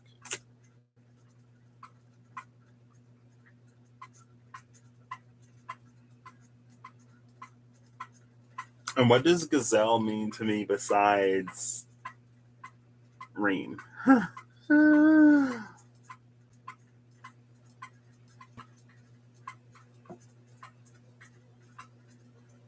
Gazelle, it feels like a peaceful existence.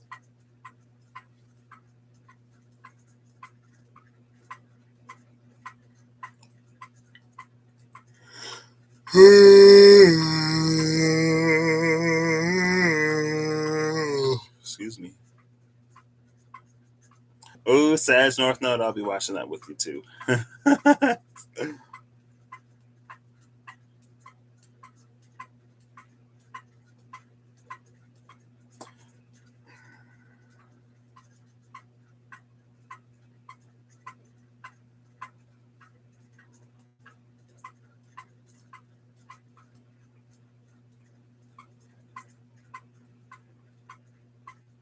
So at the end of this reading, everything is what it is. But right now, my brain, the question is there not both? Can there not be both? Why does it have to be a buffalo or a nightingale?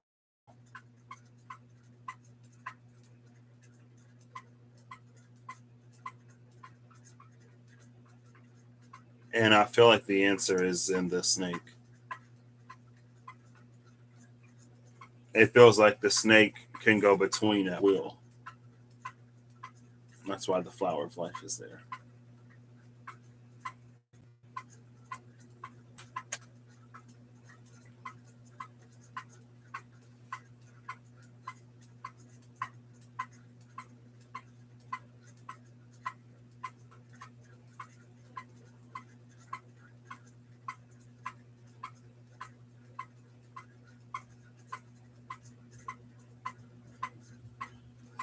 Wee.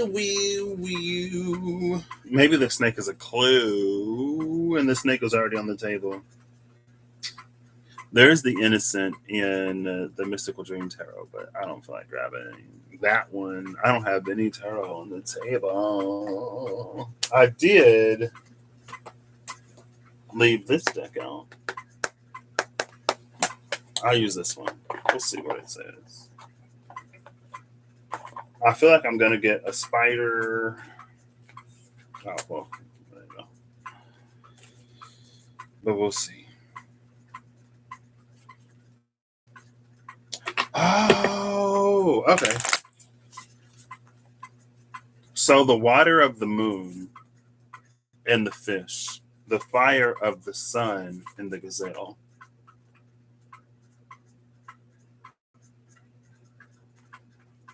Which actually do the opposite of what's up here above. Opposite. No, but the elk has the eclipse in it.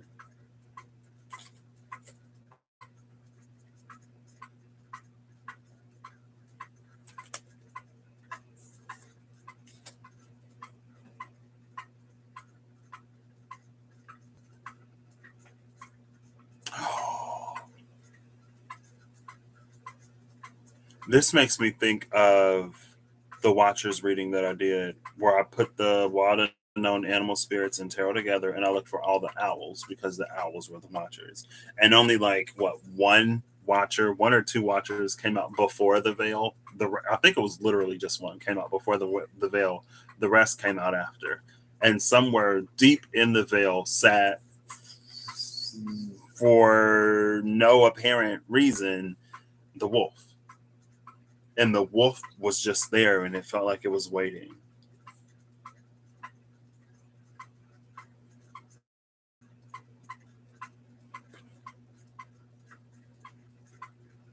And it feels like wolf and gazelle.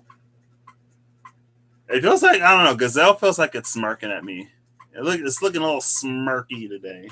I feel like gazelle knows something that I don't know. Reem! I'm about to hit up Reem like, what you know, girl? What's up? What's tea? I think it's time that we have the talk that I've been avoiding. I wasn't ready. I wasn't ready.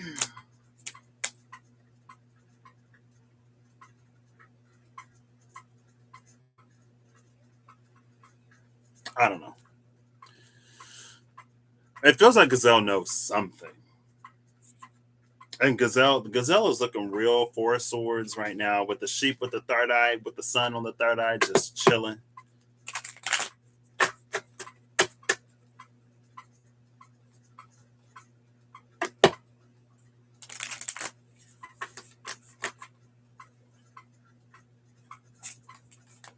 So what about the snake? The snake. Please tell me about the snake. The snake. I'll give it 3 more. 2. Okay. Last one. We'll pull this one. This one was. Oh.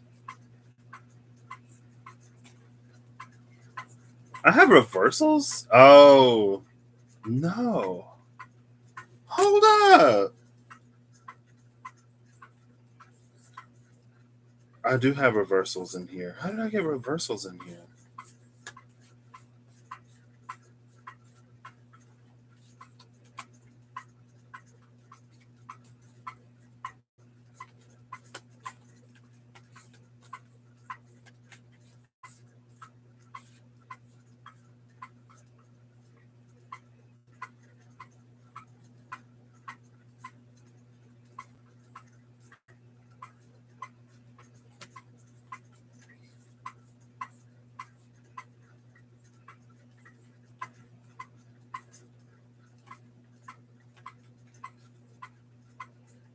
The Six of Swords and the Magician both came out in reverse. By the way, I'm just getting these all up right real quick.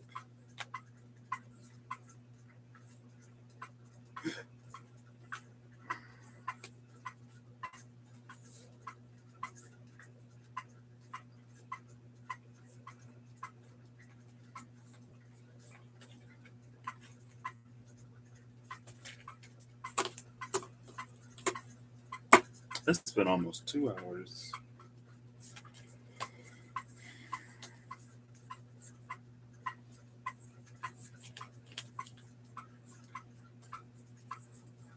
The Sun and Strength were still in reverse.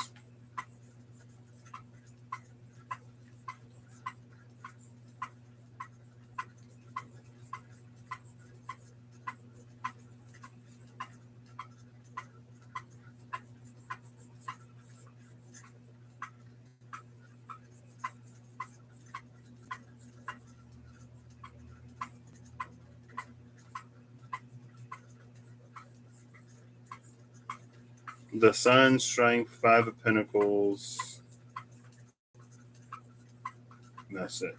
The Sun, Strength, and the Five of Pentacles were still in reverse after I put everything up right. So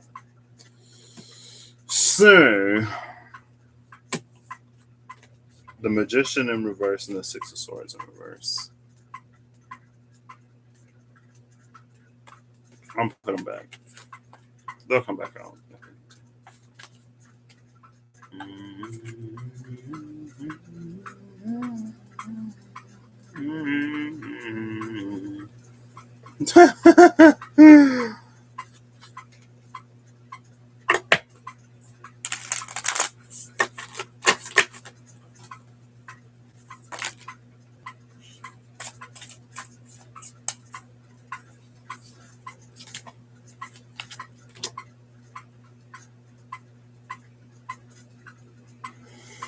So we got a 7, a 3, and a 10.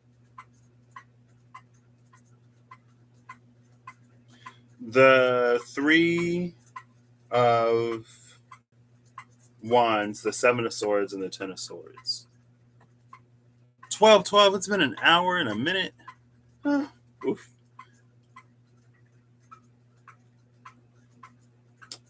Three of Wands, 7 of Swords, 10 of Swords. The bottom of the deck is the 10 of Pentacles.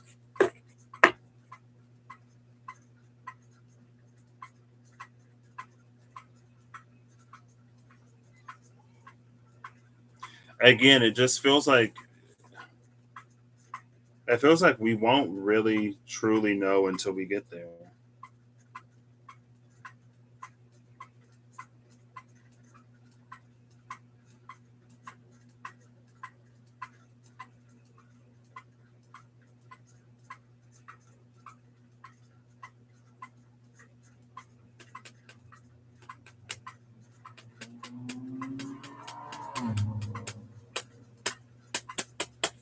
Because it feels like the 10 of Pentacles is inside the 3 of Wands because of the colors.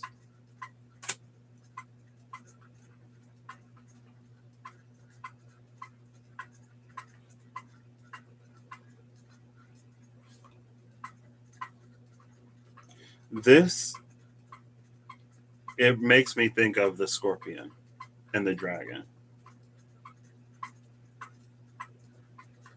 About how there was a certain conception or a fear or whatever. There was a certain conception, fear, nervousness around something that we have because of the Scorpion that's attached to us.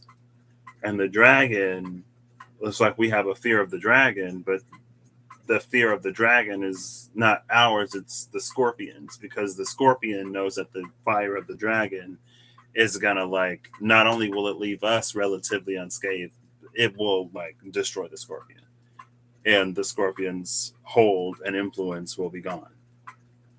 But the Vizier knew that the Scorpion would instill the fear of the Dragon into us, so the Vizier sent the Knight, because the Scorpion was expecting the Dragon. But the sword of the night is its steel was forged in a flame of dragon's breath. And so the sword of the night carries the properties of the dragon that it needs to take care of the scorpion. It was a whole thing in that reading. It makes me think of that. Because it feels like there's something that needs to be Ten of Swords.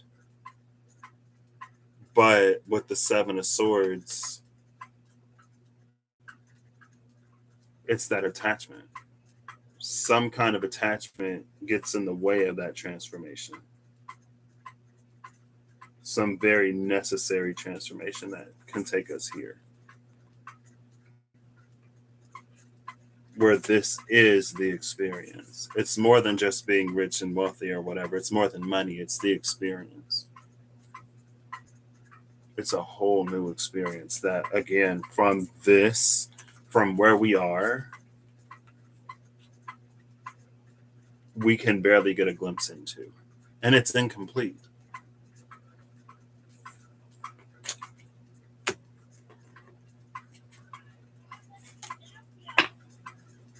Okay. I don't know.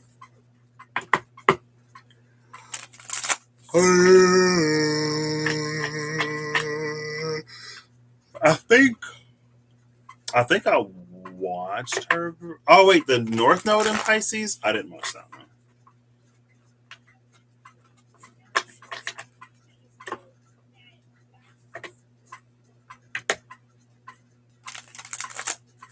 There's something here that goes much deeper, but I'm not gonna.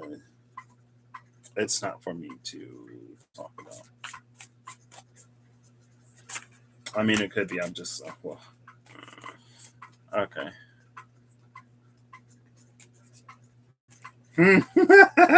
That is hilarious. Our magician is upright at the bottom of the deck now. The reason why I laugh when I said there's something here that goes much deeper, but I'm not going to talk about it, is because the Ace of Cups came out. The Ace of Cups in this deck, in particular, for me, is the wellspring. Our wellspring. And that's why I'm like, yeah. So it goes much deeper. And then under this is our Four of Swords. How Gazelle is like smirking at me.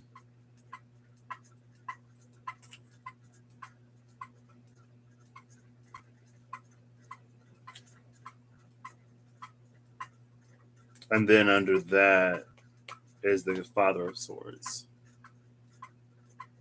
And Father of Swords came out for Virgo. So these are the cards I flipped out as I put the Watermelon Tarot away. And again, the bottom of the deck is the Magician. So there you go.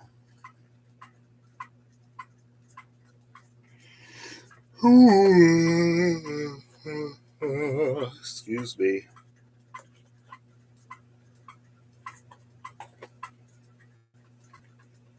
I wonder if part of the challenge in this will be learning to be both the buffalo and the nightingale. Or it'll be, there are different people for literally everything.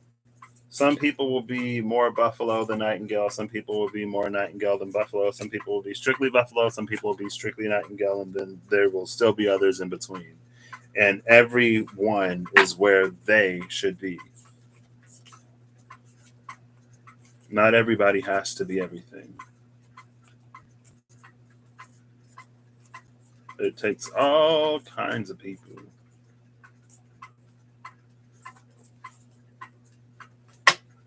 I almost forgot the unicorn. The reason why I pulled out this deck in the first place.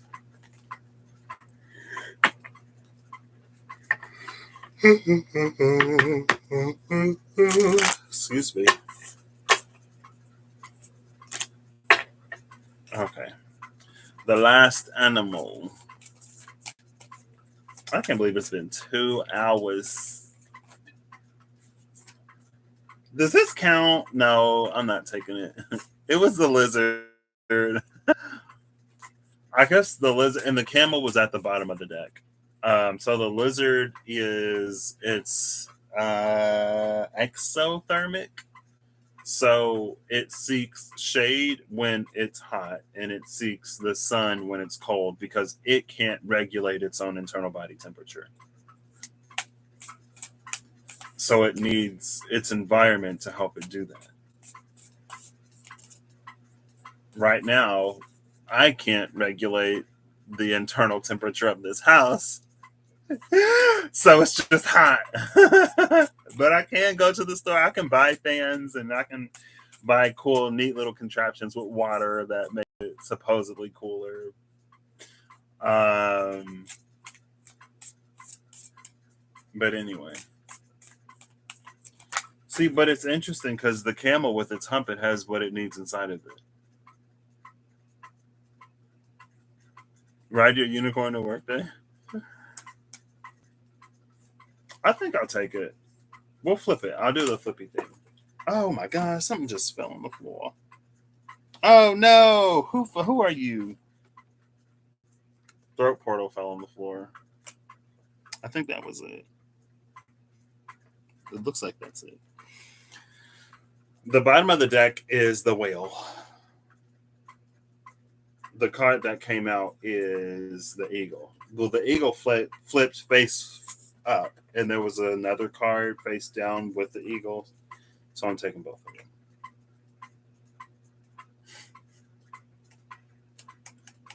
Guess who's on the other side of the eagle? It's the wolf.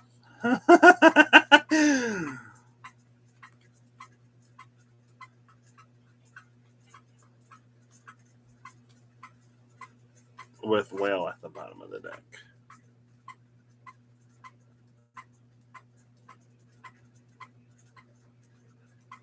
If I do it fast enough, can you see both of them?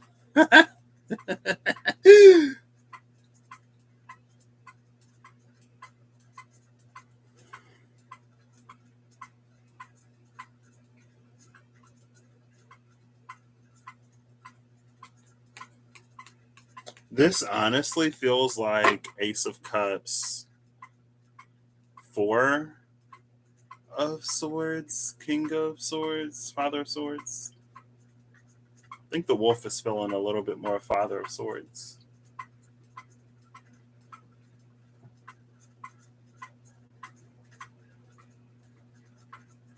I feel like the wolf is smirking at me now. But it's not smirking in the gazelle way of like, I know something you don't know.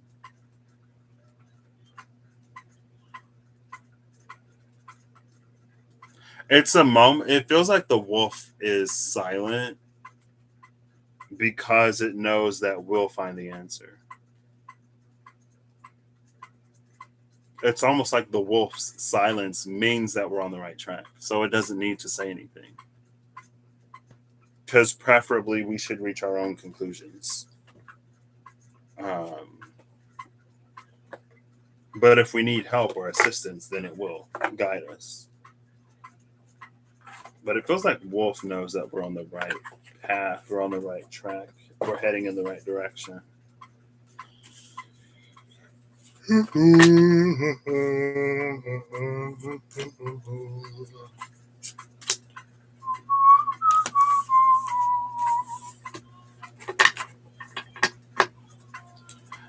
Three, 6, 9. Yep, that's all the cards. Only one card was on the floor. Woo, this 24 hours of pure white screen is starting to melt me a little bit. You see the beads of sweat forming on my forehead. Forming on my forehead.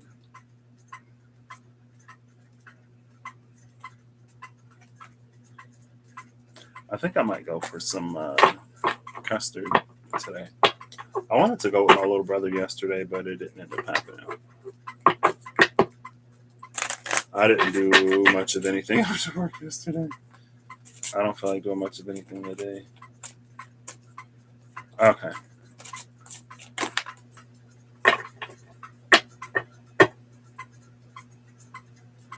Illumination comes out. Where are my glasses?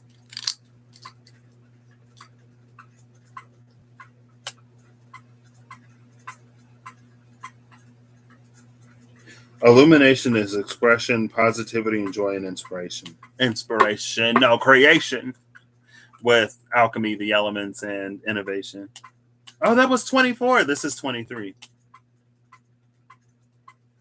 See, this is the sun and the stars. The sun, the stars, and the tower. The signal fires. The sun lights up, and then the stars light up in reaction to the sun lighting up. And now this fairy has seen whatever she's needed to see to Olympic candle run that torch right to whoever this is.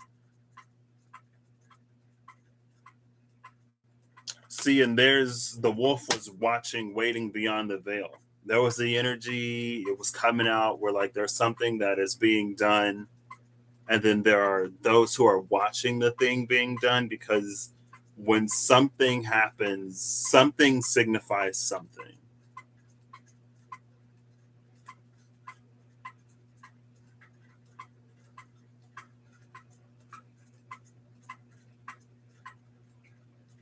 Like something signifies something, and then something else begins.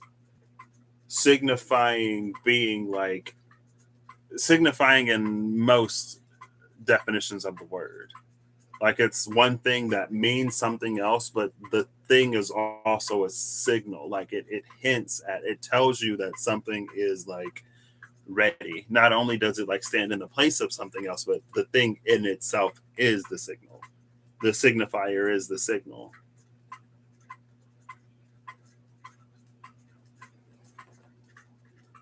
And I don't know who this is or what this is. I didn't even notice it at first. Whatever that is up there,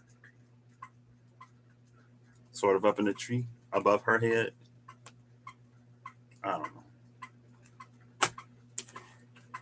know. Bottom of the deck is forgiveness, redemption, rebirth, and regeneration.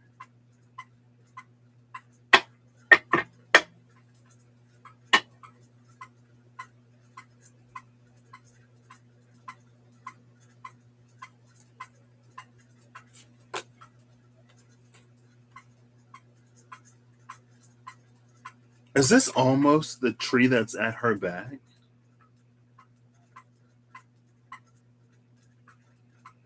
Like, because look, there's a fairy inside the tree. Like, here's the tree. So the signifier, the thing that signifies something, the signal. I wonder if she like stepped out of the tree. She was like, "All right, I'm. It's time to go." I don't know. I don't know. I don't know.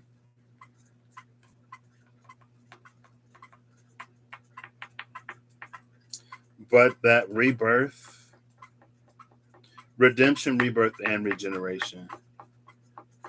I feel like there's a readiness for something that's being signaled. And I don't necessarily want to put like we have redeemed ourselves or humanity will redeem itself, because I feel like redemption can be a heavy word. Um, but let's take the heaviness out of it and just call it ready. Instead of it being about redemption, let's call it readiness. Um, you know, readiness, rebirth, and regeneration. Now the last deck, the Gilded Reverie Lenormand. And I need 2 cards for this. 2 cards would be lovely. Oh, hold up. Okay. Oh, darn it. I thought I saw a card face up. I did see a card face up. The dice up. Maybe I'll take it. Oh, there was another card.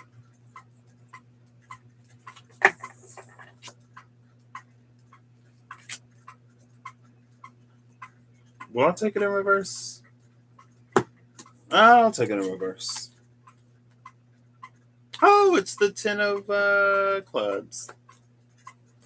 1, 2, 3, 4, 5, 6, 7, 8, 9, 10, 11, 12, 13, 14, 15, 16, 17, 18, 19, 20. 1, 2, 3, 4, 5, 6, 7, 8, 9, 30. 1, 2, 3, 4, 5, 6, 7, 8, 9, 40. 1, 2, 3, 4, 5, 6, 46. Are there 46 cards? I'm sure it's not 47, so.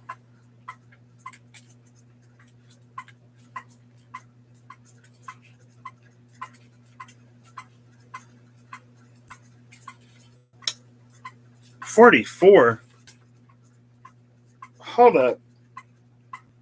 But there's 2 birds, so that's 45. There's 2 men, so that's 46, and 2 women, so that's 47. So maybe another card did fall. I thought 2 cards fell out. Well, now my mouse is on the floor. Everything is falling to pieces.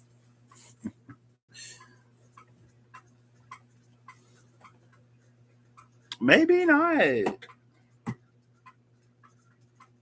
Hold up, wait. Did I count the cards that I already have? 1, 2, 3, 4, 5, 6, 7, 8, 9, 10, 11, 12, 13, 14, 15, 16, 17, 18, 19, 20. 1, 2, 3, 4, 5, 6, 7, 8, 9, 30. 1, 2, 3, 4, 5, 6, 7, 8, 9, 40. 1, 2, 3, 4, 5, 6. Yeah, 46.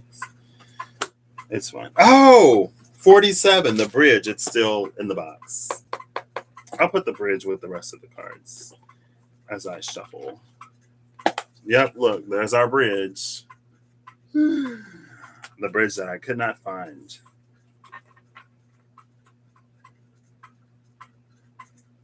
I think the dice for me is 39.40.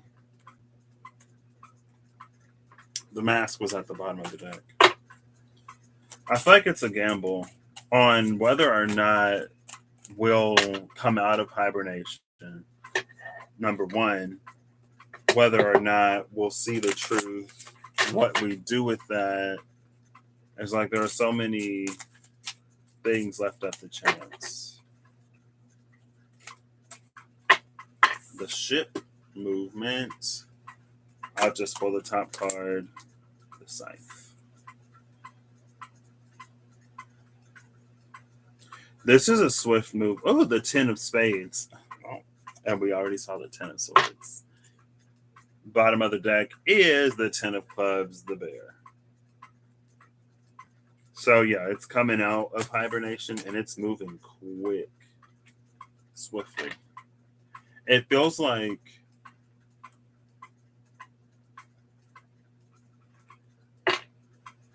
not only is it like swift movement and moving quickly, but it feels like the movement itself causes things to change along the way. It's almost like someone's doing some kind of quantum jump or they're jumping in between dimensions. But it's like as they jump forward, it's like it's pulling things along with them. I wish I could like illustrate it. Here's a pen and a paper.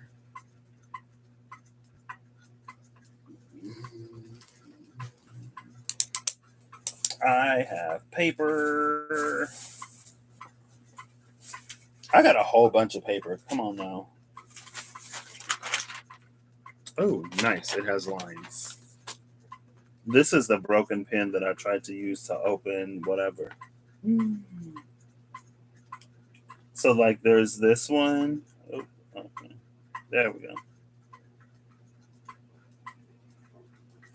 And then there's this one. Here. And it feels like something like this is happening. And this is the boat.